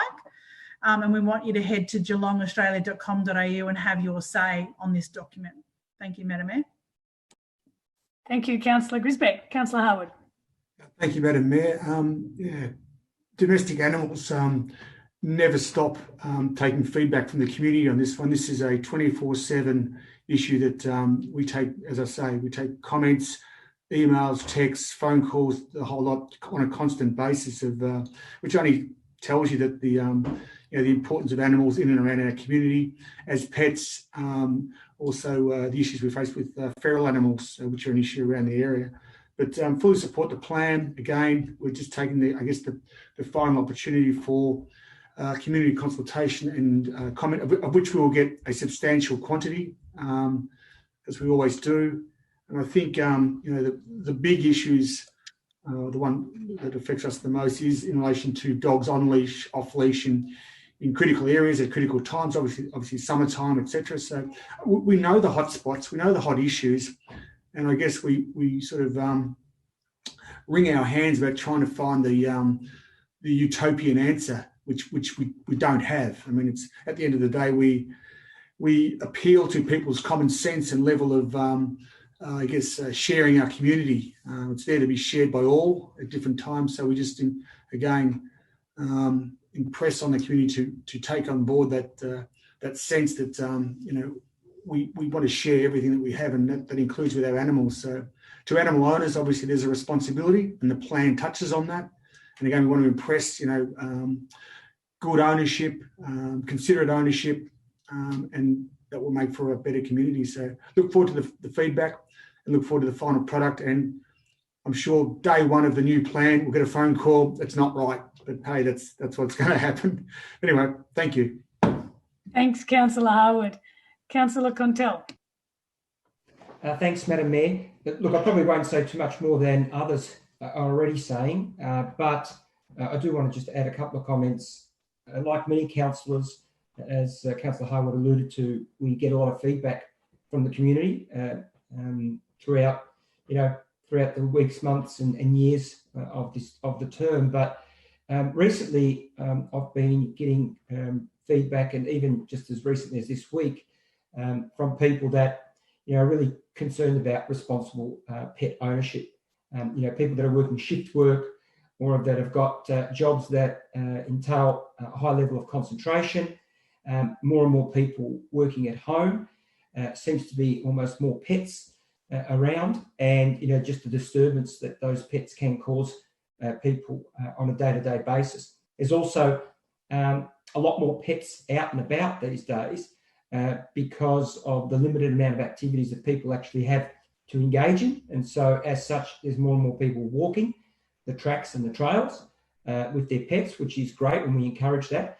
But there's also a high level of responsibility upon the pet owners to make sure that they are controlling their pets and that they are managing them appropriately. So whilst we really encourage engagement with animals and pets, particularly dogs, and we're doing a lot of work and have a lot of investment in that area with dog parks that we're developing, and also some of the pet-friendly ovals that we are now putting fences around for extended usage.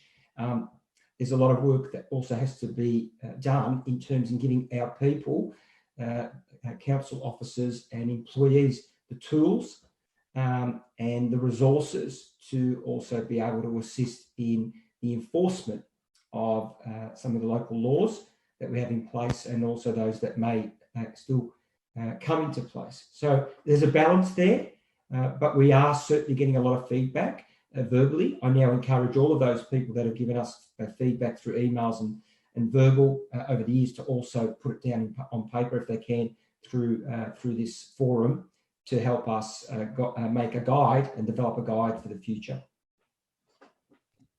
Thank you, Councillor Contell, or fingers to keyboard as the case may be. On the have your say on the website. Councillor Aitken. Thank you, Mayor Asher. Look, most of the comments have actually been made by others, but it's quite fascinating how there's been a shift in our animal management plan.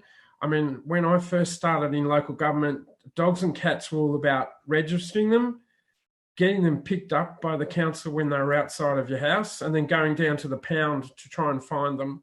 And it's amazing how our education has changed significantly over that 25-year period.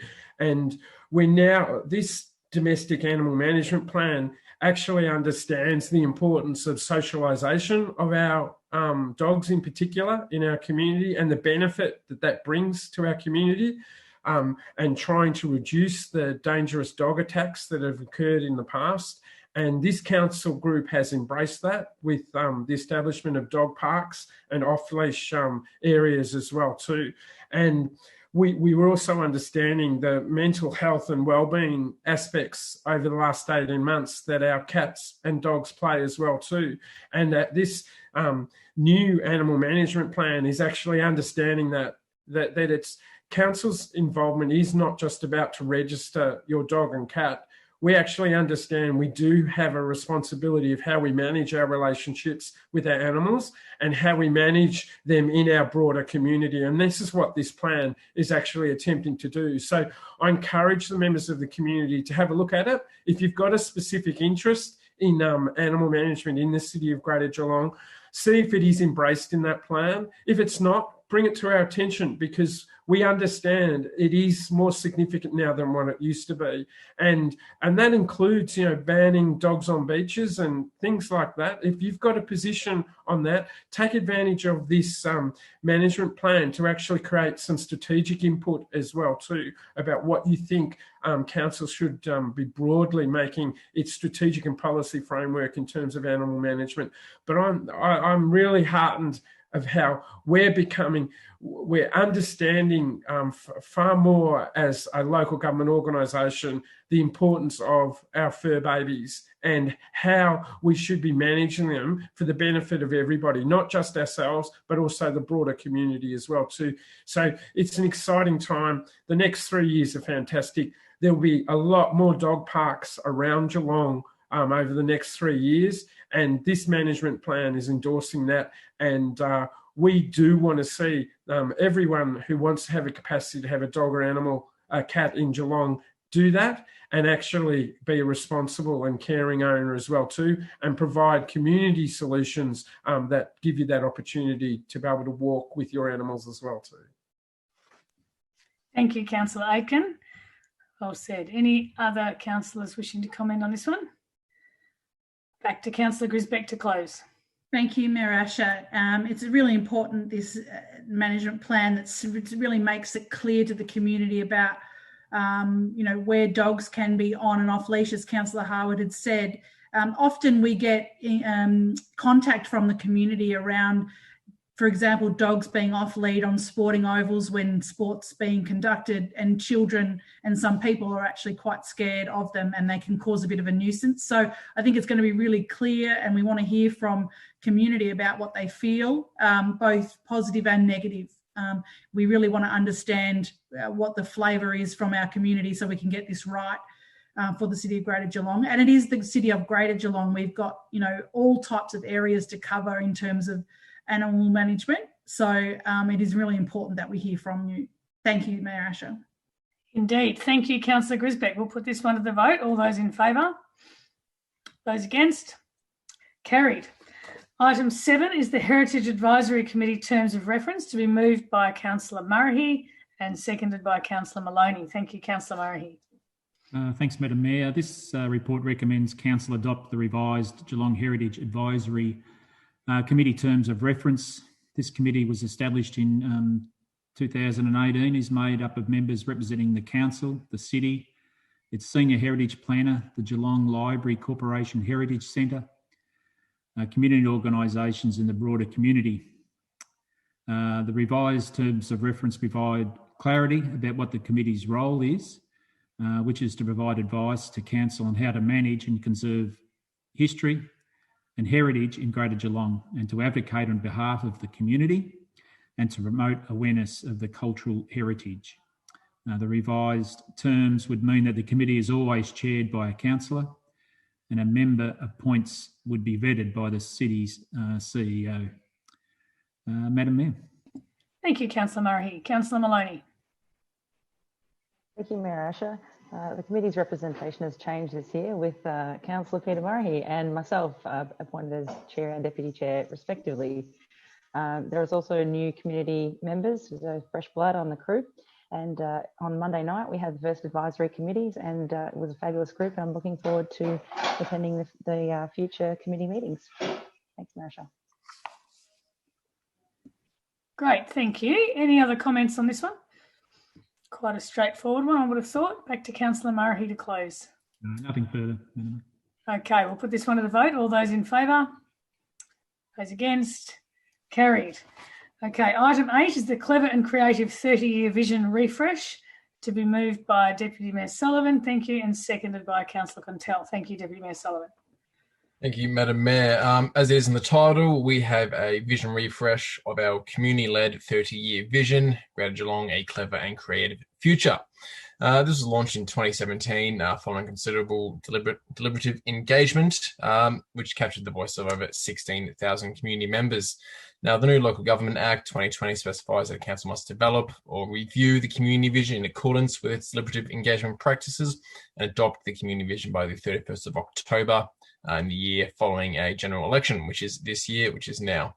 The key focus on area, or the gaps, which were identified through this review process, included diversity, inclusion, emergency services, safety, accessible health and specialist services, as well as mental health, family violence, local economy, and the need for ongoing COVID-19 support, something that was certainly not included when this began a long time ago. A total of 30 written submissions were received following the 3-week consultation, which we put it out for, and a few changes were implemented because of that feedback. Now, this Greater Geelong, a Clever and Creative Future second edition aims at addressing these focus areas and these gaps to ensure that the vision remains relative, relevant, and deliverable in our current environment as we update it. However, it's not the intention to make any significant changes for the vision until a more substantial community engagement process can be undertaken, which is scheduled for 2023. Naturally, we have not been able to engage the community as much as we'd normally like to under these current circumstances, but there's a plan for that in the future. So happy to move this one.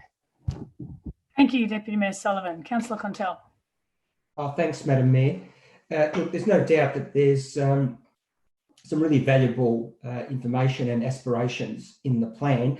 I guess first and foremost, to be a little critical of us all, I'm really disappointed that with some 240,000 people in Geelong, we've got 30 submissions. So something's clearly not right in our engagement process. We've seen that with a whole range of initiatives that we've worked on over the years, whether it be the Gordon Avenue Paco UDF, whether it be the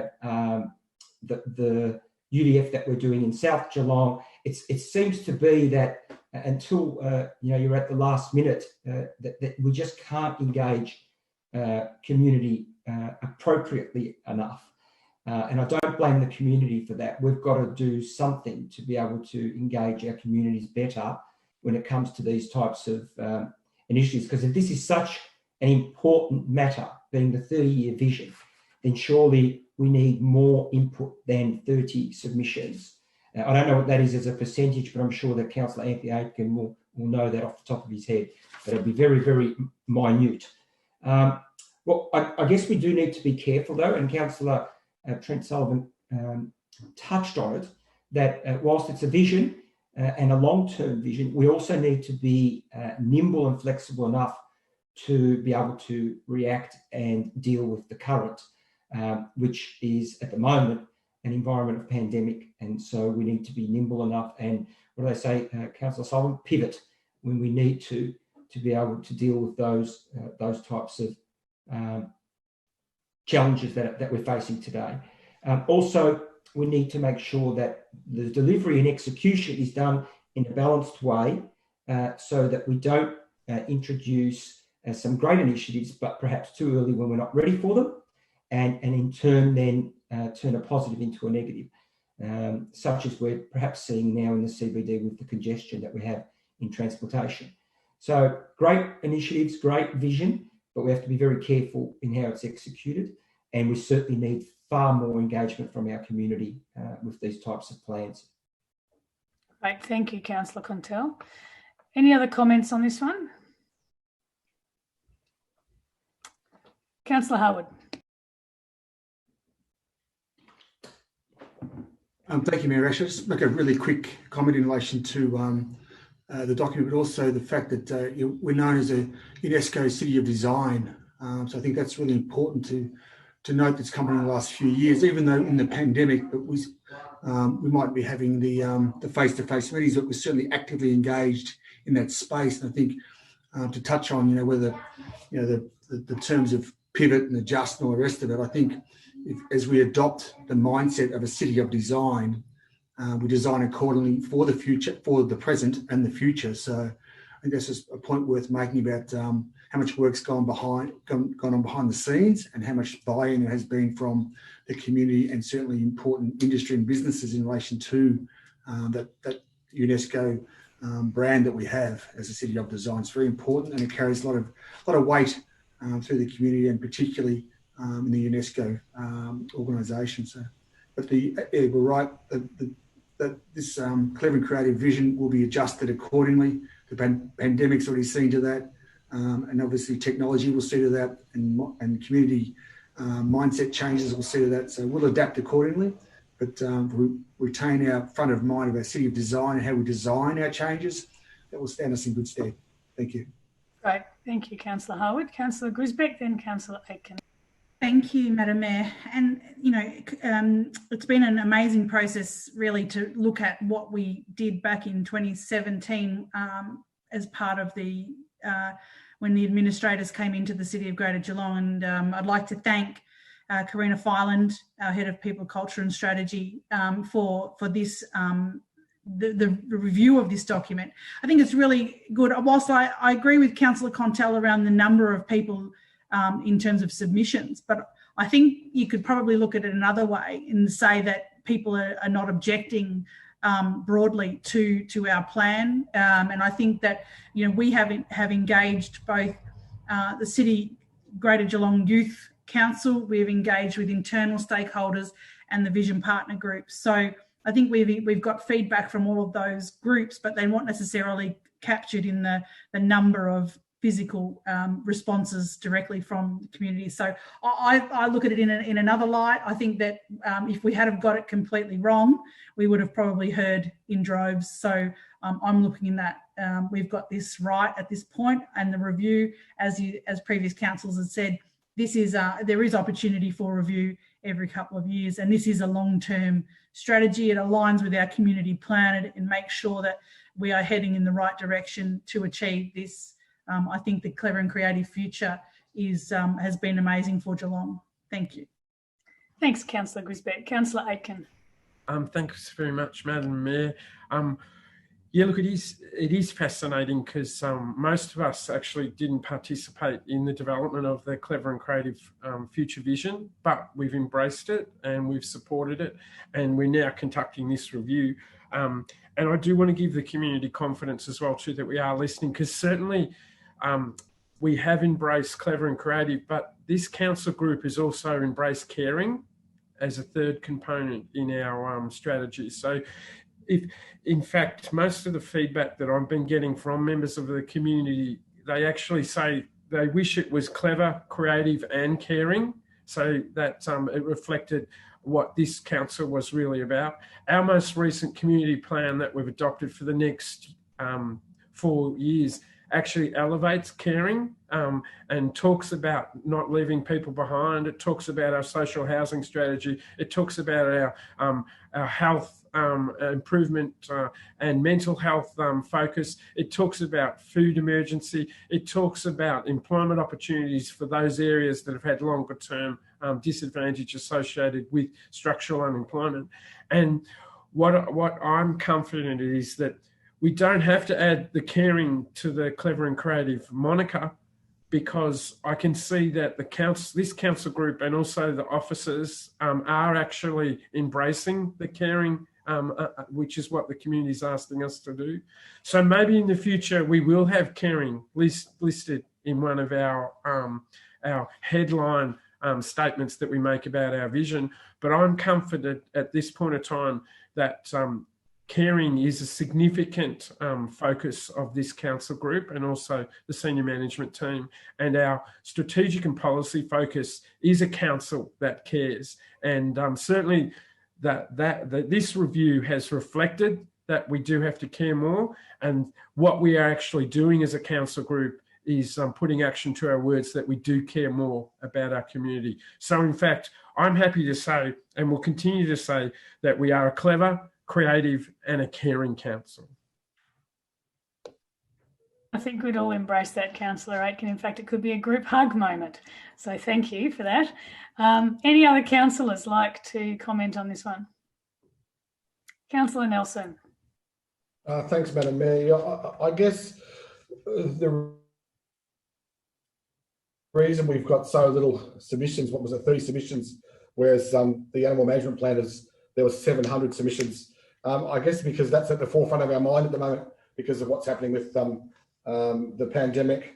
Most people are thinking about their animals and walking around and doing their exercise and not thinking about 30 years ahead. I'm not thinking about 30 years ahead. I'm just happy that I've got a job still. And I think that's what most people are thinking about at the moment. And that leads into what Councillor Aitken was talking about with being caring. I think we need to have that as one of our pillars for sure, because there's a lot of people out there that are hurting. What I'm looking at every day in the paper is the percentage of people that are being vaccinated, and the fact that the City of Greater Geelong are one of the leading councils in Victoria for people being vaccinated for double doses. So everybody out there, please get your first and second dose. Thank you, Councillor Nelson. Any other comments? Back to Deputy Mayor Sullivan to close. Thank you. Thank you, Madam Mayor, and I think the words of my colleagues, nothing further to add. Okay, we'll put this item to the vote. All those in favour? Those against? Carried. Okay, item 9 is the submission to Phase 3 consultation on the draft Bellarine Peninsula Statement of Planning Policy. We were going to move one by Deputy Mayor Sullivan and have Councillor Mason second it, but I'm going to put an amendment forward if I may. May I have a seconder to my amendment? Thank you, Deputy Mayor Sullivan. I'll just read the amendment. We have the recommendation, the context of it is point 1, that Council endorse the submission to the Phase 3 consultation and draft statement of planning policy as part of the Bellarine Peninsula Distinctive Area and Landscape Project. And the amendment is, with the exception of paragraph 78, where the exclusion of the tourist node on the Bonnievale Road site from the protected settlement boundary is not supported, this site should be included within the boundary of Ocean Grove. You happy to second that, Councillor Sullivan? Okay. I'm sure that other councillors will speak to the holistic process on this particular item, so I'll focus on the amendment. But I will start with some background and context, particularly on a couple of key issues. The settlement strategy endorsed by Council last year states that the distinctive area landscape, or the DAL project, is the process to look at final boundaries for the townships. The settlement strategy sets direction for growth and to meet our housing needs over the next 20 years. Our strategic direction is less growth on the Bellarine. The final decisions on town boundaries were always going to be subject to another process to determine long-term protected boundaries, as they described it, and the Bellarine Particular Statement of Planning Policy, the SPP, is this process. So that's what we're talking about, and the Council's draft submission to this process is what we're looking at with this agenda item. And there are a couple of issues. Firstly, there's some pressure to have an independent advisory committee to assess final submissions, which the state government has said that they will not be pursuing for the Bellarine. This is different from what's occurred with the process of the Surf Coast DAL, which did have an advisory committee hearing. However, there was no advisory committee for the Macedon DAL, and it hasn't yet been determined whether there will be an advisory committee for the Bass Coast DAL process. And the concern from the community with a panel process is that developers have the means to fund really top-level representation and pitch their case in a way that community members and local resident groups can't do so.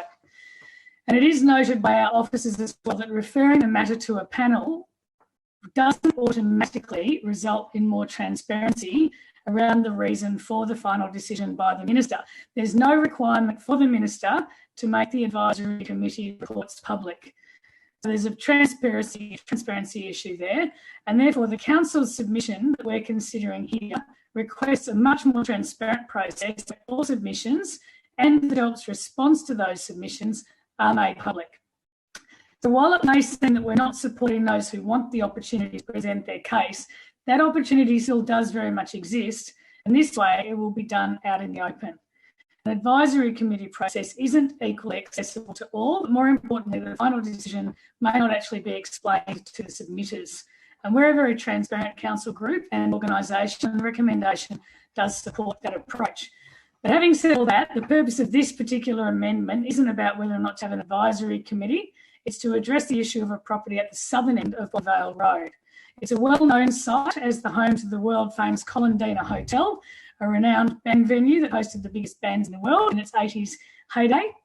And the Colindina pub sits within a 10-hectare property that's mentioned in this amendment.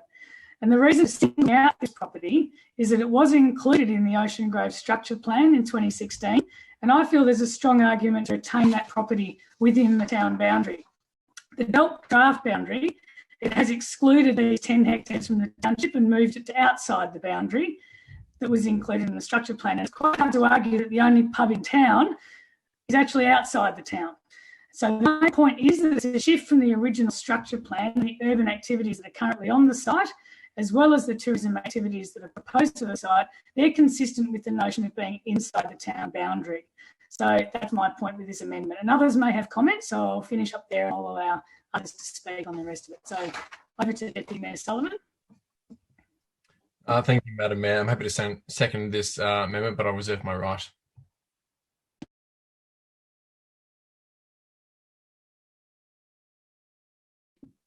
Sorry, anyone else want to talk to this amendment?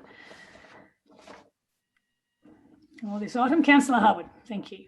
Thank you, Mayor Asher. As per our conversation earlier, I don't support the amendment purely on the back of there are a number of other persons, property owners, who would also want to take this opportunity that is being afforded this evening, and it's just not fair to cherry pick on this occasion. I don't think. I understand where you're coming from, and I'm not against that, but I think to do it in this manner when there is another avenue for them, it's a bad precedent, I feel, and I don't support the submission in its current format as well. I just find it not strong enough to stand up for what we think we really want to see. I think we're leaving it way too open to interpretation to DELP, and I don't have the confidence that we will get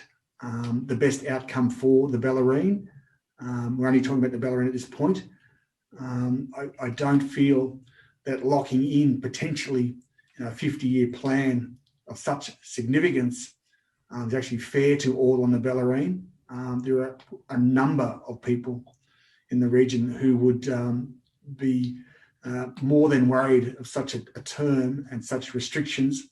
But the counter is, yes, there will be people down on the Bellarine who will be absolutely over the moon that no further development or very, very restricted development could or would occur down there.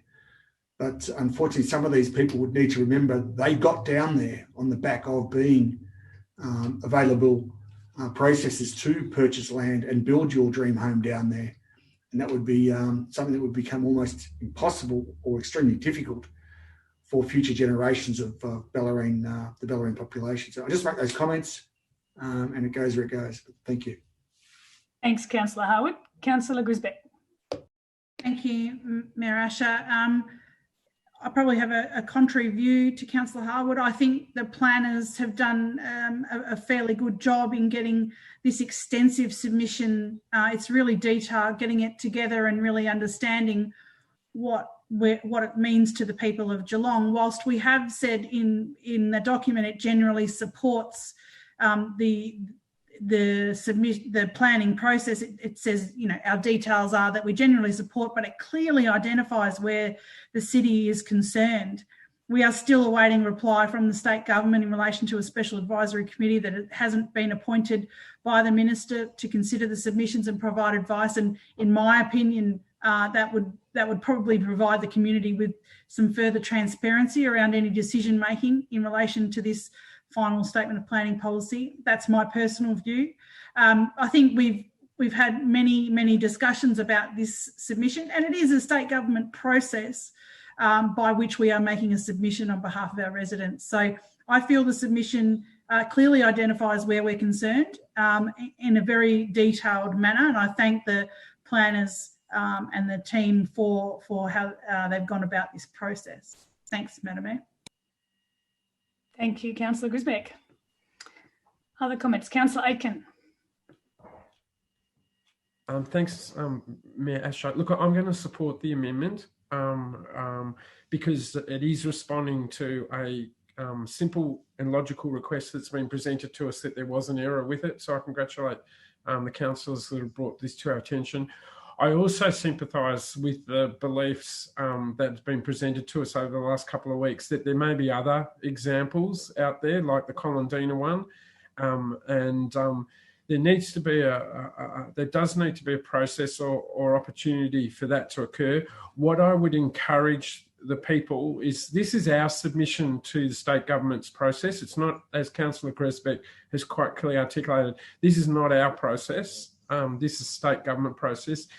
If they are aggrieved that there are changes that need to be made, they do need to lobby, especially those that live in the Bellarine area, the local state member who's now back on board, and we congratulate Lisa on her recovery. But people and developers and others that have an interest in this issue should be directing it straight to the state government, not to the council, and actually trying to influence an outcome with the state government and in particular with the planning minister, who is ultimately the decision maker associated with this process. And I think that is the appropriate manner in which those concerns can be raised. And if there are other examples like the Cardini one that has been brought forward, well, please take them to the local state member and also take them to the Minister of Planning and get them to influence the department of the state government that's actually will be the decision maker of this process and planning outcome. Thank you, Councillor Aitken. Other comments? Councillor Mason. Thank you, Mayor Asher. I've had some difficulty with this because I do see the merit in the exclusion of the sudden exclusion the pub and the old folks' home, the derelict old folks' home on Bonneville Road. It's my understanding in looking into this that whichever way this goes, the zoning will remain a farming zone. And as a farming zone, it will have the opportunity to include various developments related to tourism. So I have heard a lot of the arguments, and I've actually had one concern that I didn't want to see a precedent set by this amendment. And we are only discussing the amendment at this stage, and that is to include the pub and that 10 hectares in the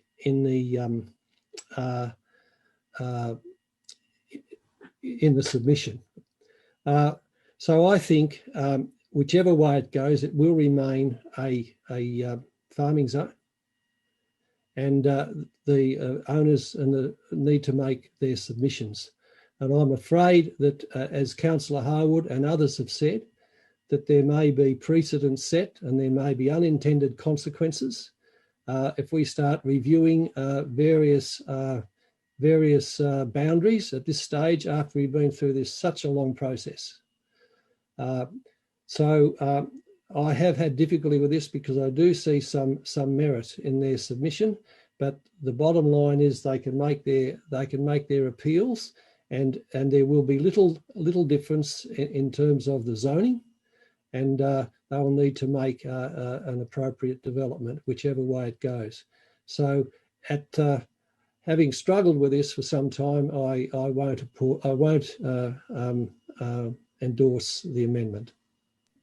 And just the last thing is that we are only discussing that amendment at this stage, and seeing we've had conversations about the planning panel, etc., I certainly don't support that either, and I support the general thrust of the which I'll speak to later, of the officer's report. Thank you, Councillor Mason. Any other comments from other councillors? Deputy Mayor Sullivan. Thank you, Madam Mayor. And I certainly do note the words of the councillors before me and their concerns and their support as well at the same time.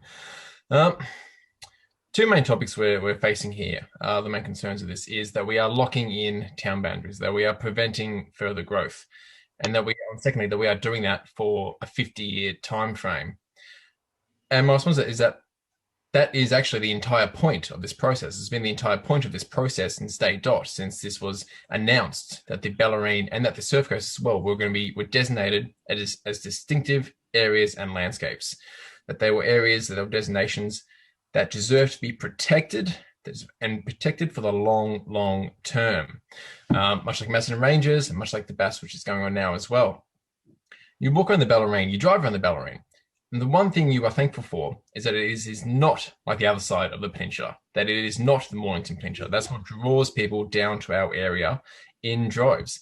And the Bellarine has had 40% of the City of Greater Geelong's growth for over 10 years. It's had enough. It's grown. These town boundaries are in there for a purpose. And you will find if there is resistance against this in the community, I've simply not heard of it. Every single person I've talked to is in supportive. All the community associations have written in support. This is a process which the entire area is supportive behind. There's nothing wrong with it, as we can see from the residents of the Bellarine, that is a purpose, to lock in town boundaries, to have no further external growth, to have no urban sprawl, to protect the green breaks, which very make up the characteristic of the area that we live in. Now, the amendment in here that we have in here to include the lower end of the eastern side of Ocean Grove inside the town boundary is really an amendment that's in line with our very own settlement strategy, which each one of us, bar one, supported in 2018. I don't believe that it will open any doors at all, because it is supporting what we already have in paper, what we already have right now in place. There's no room for boundary. People can say at worst, look at them, they're supporting their own current policy. All we are doing is standing by what we have already voted by. This is a submission to the state government, and in the end, they will do as they wish. But the entire intent, the entire purpose behind this to say this is enough outfill, and the result of saying no more outfill is that, yes, there's going to be infill, and we can have smart, clever, creative infill of how we better use our land. Our land economics needs to improve. But that's where we want to go. That is how we protect the environment which we live in. And that is something that is incredibly important. It's not only members of the Ballerine community, but the members of Greater Geelong who love visiting the townships and the areas of the Ballerine, who I cannot think of a single person in the entire municipality who's not once visited the beaches or landscapes down here, much as we all travel westward. We go to the Ugangs, we go into central Geelong. This is not just for the people who live in the Ballerine townships, but the people who live in the municipality in total, that they can still landscapes. But there's the bell. I'm done. That was very well timed. Well done. Thank you, Deputy Mayor Sullivan. Okay, so just in closing, I'll thank my colleagues, firstly, for their comments, and also to the team for all the work that they've done with the submission generally. The retention of the Bonnievale Road site for me within the protected settlement boundaries, consistent with Council's position in the Ocean Grove Structure Plan in 2016, which did identify this site as a tourist node within the settlement boundary. The site's long been included in the settlement boundary for Ocean Grove, and it contains an urban use, being the hotel. It doesn't make sense to have this site outside the township boundary for me. And I think we have been lobbied by a range of different local parties on a number of issues, but this one was an anomaly for me. And as Councillor Mason said, it was a sudden exclusion. So therefore, I would like my fellow councillors to consider supporting this amendment and consider maintaining the original boundary decision contained in the structure plan for this site along Bonnievale Road down at the southern end. So thank you. So on that note, I'll put the amendment to the vote. All those in favour? 1, 2, 3, 4, 5, 6, 7, 8. Those against? 2. Okay, carried. Thank you. So now that we have got the amended motion, we go back to the amended motion and we discuss that one. And I believe Councillor Sullivan is moving the substantive motion and Councillor Mason is seconding it. Thank you, Councillor Sullivan. Thank you very much, Madam Mayor. I've already spoken on length just then. I even got the gong to tell me to shut up. My intentions are still very much the same. I believe in this amended motion. I believe what it represents for the entire municipality. As I reinforce, we have received multiple emails, maybe even more so than any other of the ward councillors. But what we received from the community and our settlement strategy was an intense deluge of support for the settlement strategy. And what we have before us now really reinforces that. Even after the settlement strategy, what was done and passed in 2018, for years, we still received emails asking us to support and maintain those town boundaries. And that's what we have for us right now. We're all so excited when the DAL was first announced. We were cautious. We wanted it to be the right process. We believe that there are amendments to be made, as we have done, as we put forward for this motion. But these is a submission which we want to put forward to the state government. And generally, we are supportive of this. We want this to go ahead. We want to protect the Ballerine and everything that it stands for the next 50 years. So that's all I'll add for now, but I'm happy to move this new motion. Thank you. Thank you, Councillor Sullivan. Councillor Mason. Thank you, Mayor Asher, and thank you, Councillor Sullivan, who's spoken on this very passionately and excellently on 2 occasions tonight.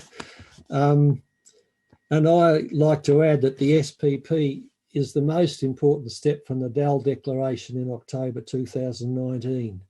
And we've taken this very seriously and we've considered all the submissions.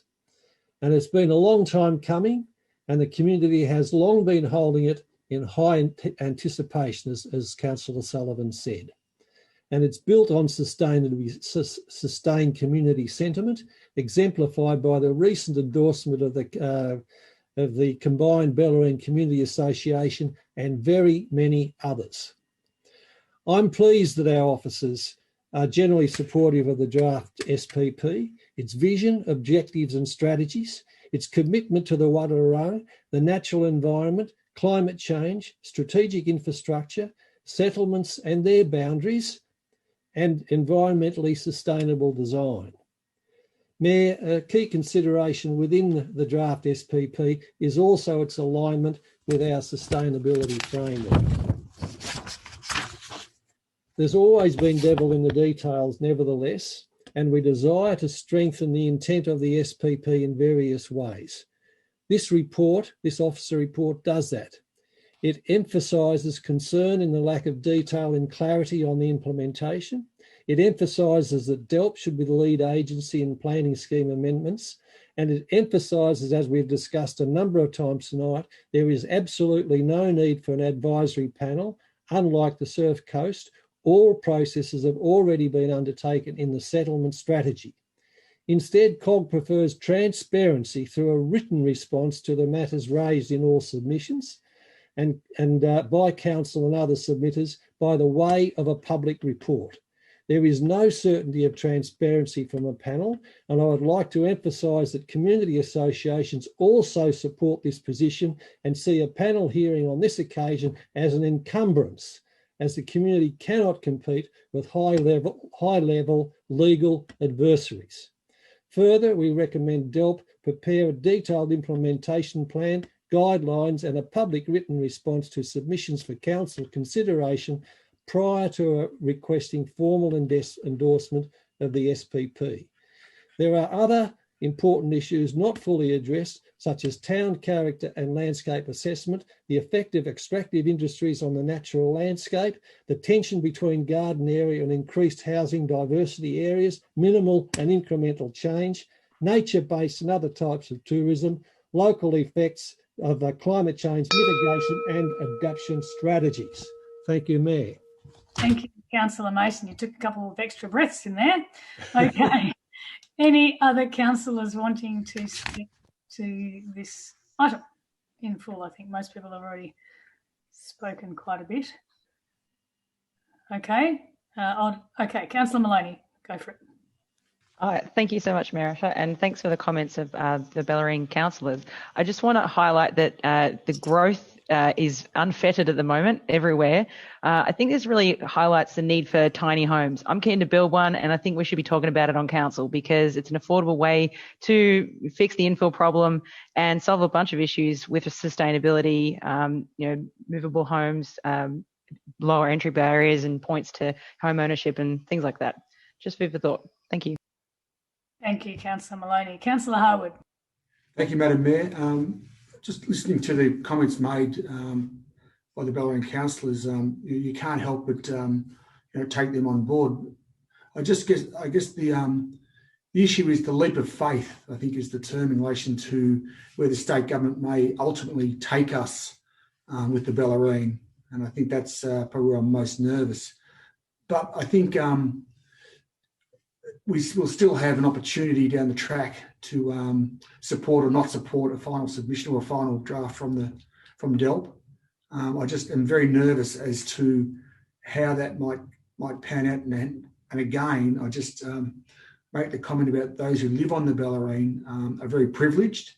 It is, as Councillor Sullivan said, it is a very unique part of our region, and we do treasure it. And it has been quite active in its development, as has the south of Geelong, Armstrong Creek, Charlemont, Warralilly. There'll be huge development out in the north. So it is about the whole region taking and sharing the load of substantial development, and it will continue. It will not subside. The demand we're already seeing, this pandemic has already shown us the huge demand to live outside the Melbourne metropolitan area, and that will only continue. And if we don't have good, reasonable, protective measures in place that aren't strangling particular areas, we will create just another rod for our own back and another fight that we'll need to take on board, as opposed to having levels of, I guess, adaptability and being able to be flexible and be mindful of the environment, be mindful of what we're trying to achieve for communities. I think if we take that away, we've got a real problem. But at this point, I think I will support the submission reluctantly, but I just premise that with what the final product might be. And without a crystal ball, who knows what the future is going to bring, but I do just sound, a warning shot that it may not be everything that people wish for. Thank you. Thanks, Councillor Harwood. Any other comments from councillors? Just smiling at Councillor Sullivan's cat making an appearance there.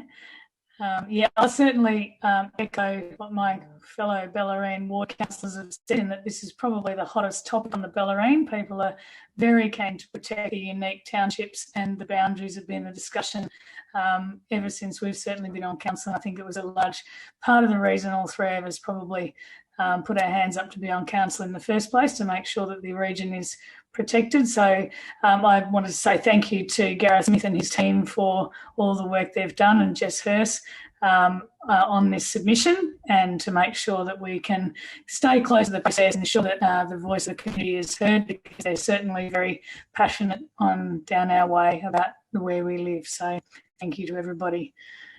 Okay, so Councillor Sullivan to close, I think. Thank you, Madam Mayor, and I certainly take on board everything my fellow councillors have said. I've already stated how supportive I am of this process. This was a process that did begin in a wary sort of stages. We are truly putting our hands in the state government here, and they will do what they want to do. We all want to take actions to protect the beautiful areas that we live in, not only for ourselves, but for future generations to come. And we're really hoping that the state government does come out with a fantastic piece of work finally, to support what we all want. But from the get-go, there's certainly absolutely in the hands of the state government. But we're just doing the best we can to fight for our area from a local government level. So very happy to support this, and I thank you to all my fellow councillors for their support and caution as well. Excellent. Thank you, Deputy Mayor Sullivan. We'll put this one to the vote. All those in favour? Those against? Carried. It's a big item to tick off.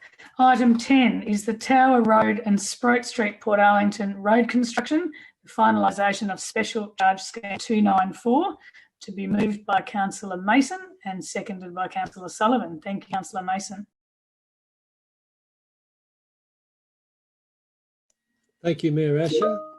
This is to finalise a special charge scheme 294 for road construction works between 122 and 155 Tower Road and 110 and 128 Sproat Street, Port Arlington. These construction works have been completed in response to a community demand and sequential community engagement. The property owners supported the option for a rural road construction to provide improved road safety and access. Most recently, there were no formal submissions following a one-month exhibition in November last year.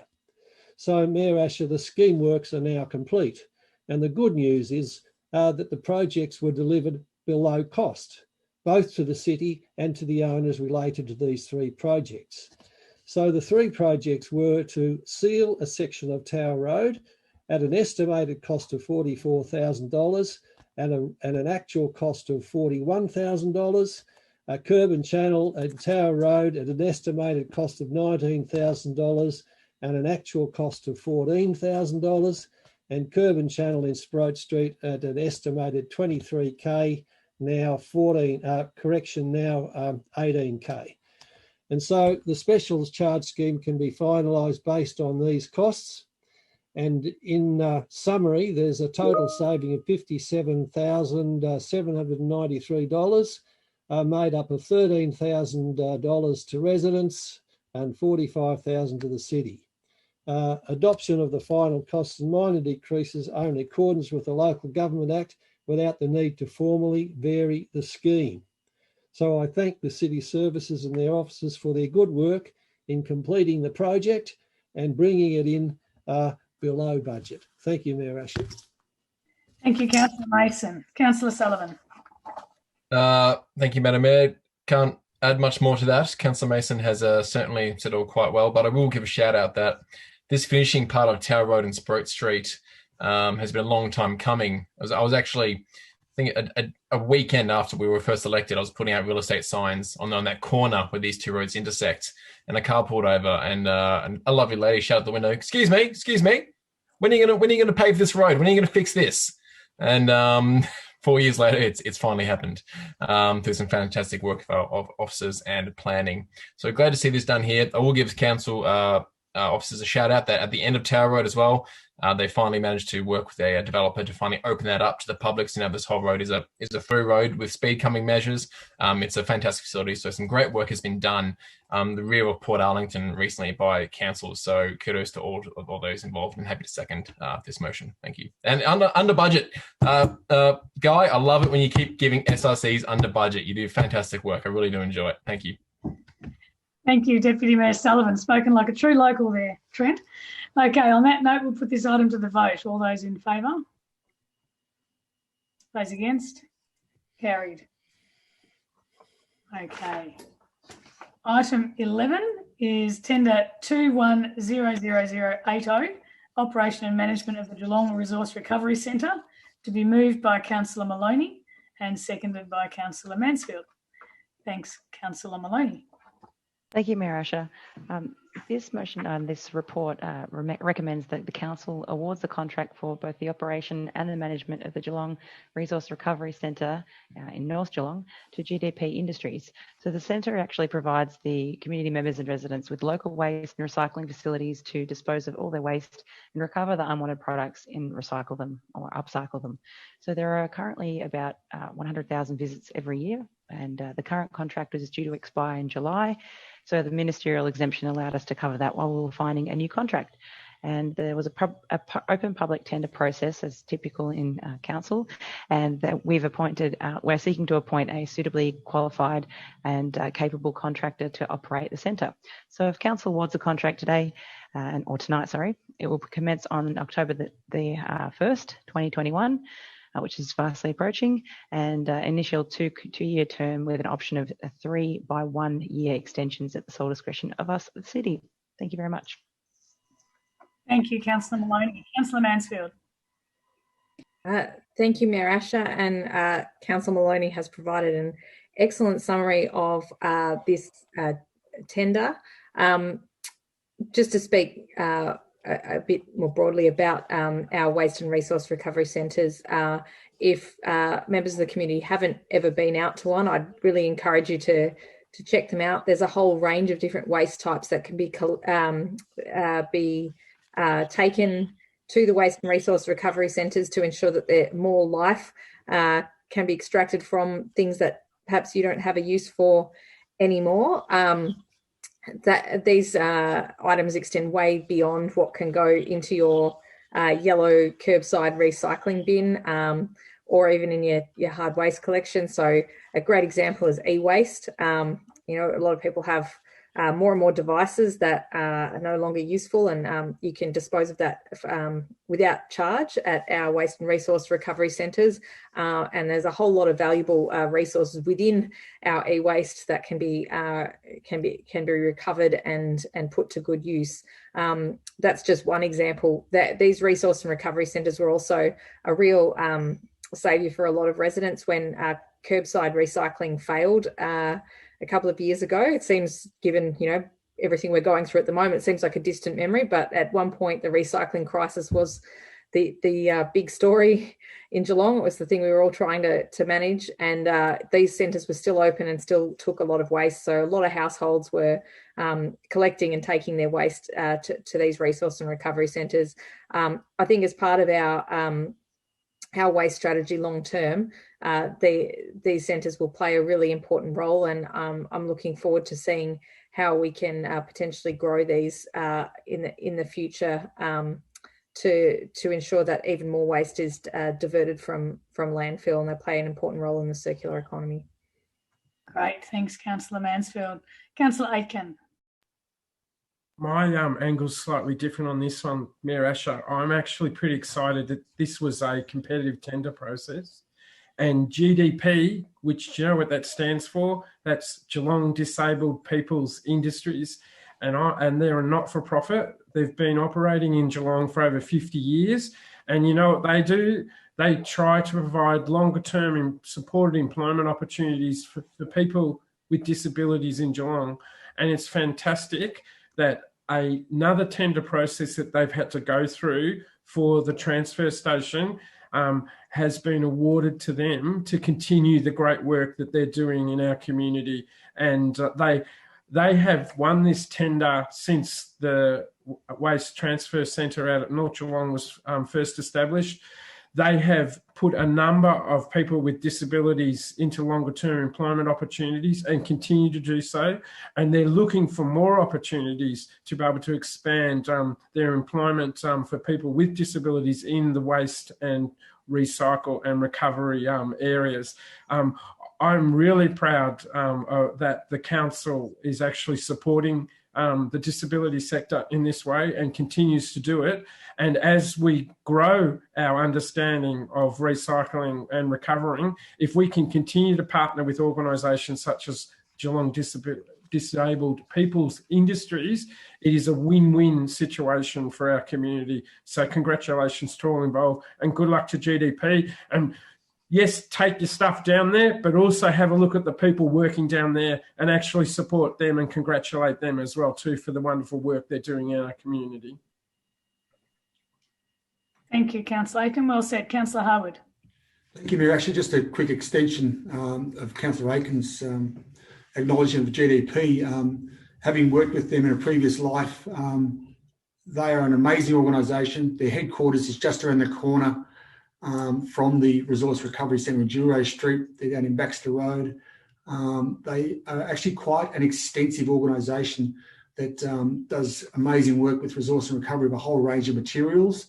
And I think the fact that they've been recommended for this contract is a huge coup for them, but also for Geelong in general in supporting persons with disabilities and giving them the opportunity to work in meaningful employment and long-term and with surety of their employment.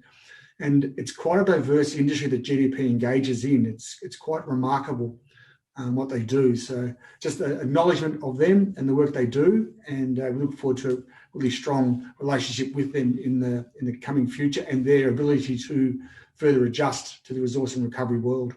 Thank you. Thank you, Councillor Harwood. Other comments on this one?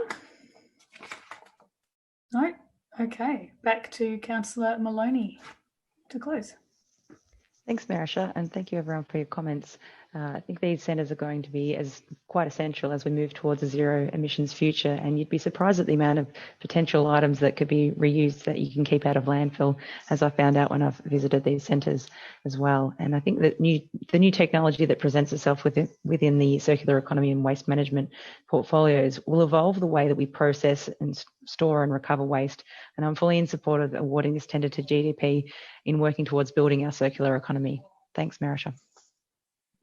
Great, thank you, Councillor Maloney. We'll put this one to the vote. All those in favour? Those against? Carried.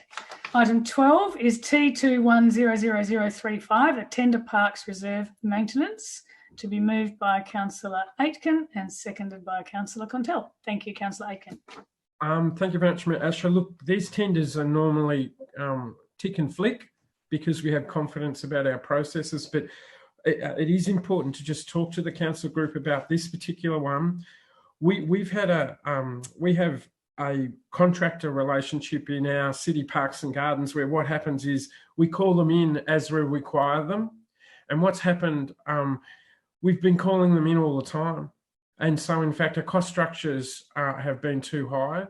And what this tender has actually done is said, well, let's use that money that we've been spending in terms of bringing in ad hoc contractors to actually have a formal relationship where we are saying we are going to spend so much per annum on contracted services in our city servicing and works area and parks and gardens. What this is doing tonight is actually creating additional capacity in terms of servicing our parks and gardens. It means we'll be able to service more areas throughout the municipality, and it also means it will improve the quality of our work without spending any additional new expenditure in this area in the city. So this is a really good outcome in a tender process, and I congratulate the new manager in this area who has actually been working really hard. And David's actually made a lot of reforms, and this is an example of one of those. And I look forward to the community seeing the benefit from this tender. and enables our teams to actually focus on doing core delivery. And we have got this contractor capacity now to actually improve the servicing in our City Works area. So well done. Great. Thank you, Councillor Aitken. Councillor Contell. Nothing further to add, Madam Mayor. Anybody else wish to comment on this one? Back to Councillor Aitken. Nothing further to add, Mayor Asher. Okay, we'll put this one to the vote. All those in favour? Those against? Carried. Okay, item 13 is the Creek Stage 1, revocation of flood-prone area designation of new lots, to be moved by Councillor Howard and seconded by Councillor Nelson. Thank you, Councillor Howard. You're on mute.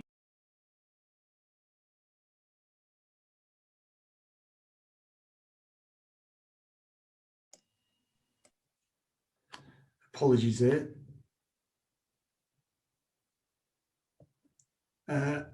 The Creek Stage 1, the report recommends that we revoke the flood-prone area designation.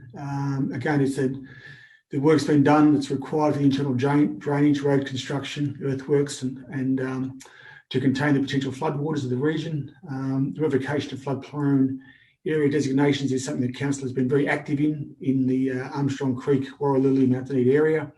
This is another example of that revocation continuing, and it allows the people to purchase their land with the confidence and assurance that it won't flood and reduce their property insurance. Thank you. Thank you, Councillor Howard. Councillor Nelson. Nothing much, Madam Mayor. Let's just hope they don't, the kids don't stick recycling bins in the drain like they did at Vanessa Avenue back in 2016, which caused that flood. Okay, that's a good point. Okay, any other comments on this one? Back to Councillor Howard. Nothing further, thank you. Okay, we'll put this one to the vote. All those in favour? Those against? Carried. Item 14 is the Transformation Program Progress Report for June 2021, to be moved by Councillor Maloney and seconded by Councillor Grisbeck. Thank you, Councillor Maloney. Thank you, Mayor Asher. With respect to this report, the report recommends that the Council adopts notes that the Transformation Program has made some progress since we last heard from it. And the program is designed to address the recommendations coming out of the Commission of Inquiry report, which is quite intriguing read if you get a chance to do it. Have a look at it. The digital modernisation is one key area that I'm particularly interested in, but also it focuses on a lot of the critical projects that come in front of us as councillors, including the civic precinct, our asset management, of which we have such an abundance. It absolutely staggers me how much we have involvement in, and as well as key pieces that will help drive us within the city forward over the next few years that we're all involved in this, including advocacy and stakeholder management. So these are some really major transformation progress milestones that we've met. Once the confirmed changes to ensure that we have 100% accessibility across all of our meeting spaces, which is incredible. Another thing that I think that is important to note within this is the data management strategy on a page which is ready for endorsement. Data management is quite critical, especially if we think about all the asset management, all the financials, all the things that comes across council.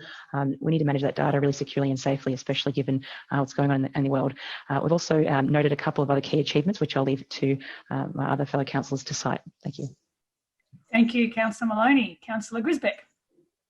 Thank you, Mayor Asher, and following on from Councillor Maloney's great points, I think what we've seen in this report has been a major improvement, and it has really taken us on that journey from where we were to being able to manage things in a more sustainable way.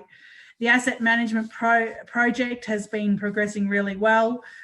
We'll now, commence focusing on planning for community engagement of our 10-year asset management plan as part of the changes to the Local Government Act. So over the next 12 months, there'll be a real focus on finalising those draft plans and seeking community input and adopting that in early 2022. I think that we really this really shows that the organisation is organised well, and that continues the great work from Martin and Karina, specifically through the Working Better Together initiative, and it's a significant amount of foundational work that has gone on, especially with the COVID times, the transition from working in an office-based environment to working remotely or sometimes not working at all, and the redeployment program that happened during the first few lockdowns, I think is amazing. And I'd like to shout out to the organisation.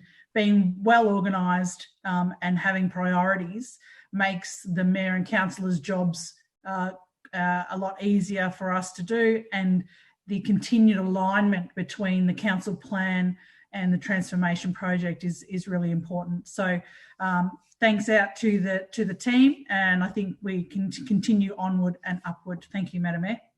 Well said, Councillor Grisbeck. Any other comments on this one? Back to Councillor Maloney to close. Thank you. Thank you, Mayor Asher, and thank you, Councillor Grisbeck, for your comments as well.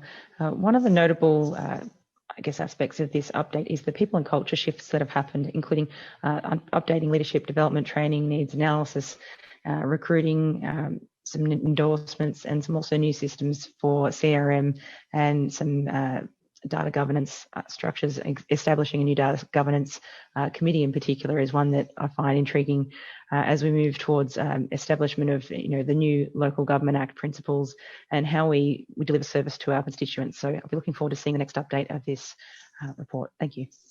Excellent. Thanks, Councillor Maloney. We'll put this one to the vote. All those in favour? Those against? Carried. Okay, the next item is the item 15, CEO employment matters. I need a mover and second to discuss this matter in confidential. Moved Councillor Aitken. Thank you. Seconded Councillor Sullivan. Thank you very much. All those in favour? Those against? Carried. Okay, Section C is notices of motion, of which we have none this evening. Section D is the record of informal meetings of councillors. May I have a mover and seconder for the record of informal meetings of councillors? Thank you, Councillor Grisbeck. Moved. Second, Councillor Mansfield. All those in favour? Those against? Carried. Section E is planning delegations. May I have a mover and seconder for planning delegations? Moved, Councillor Mansfield. Thank you. Seconded, Councillor Grisbeck. Thank you very much. All those in favour? Those against? Carried. And finally, can I have a mover and seconder to close the meeting to the public so that we can consider the confidential items in today's agenda? May I have a mover? Councillor Nelson. Thank you. Seconder, Councillor Murahi. Thank you very much. All those in favour? Those against? Carried. We now will consider the remaining agenda item in the confidential section of the meeting. So I would like to thank our virtual gallery members for participating tonight, and good evening, everybody. Stay safe.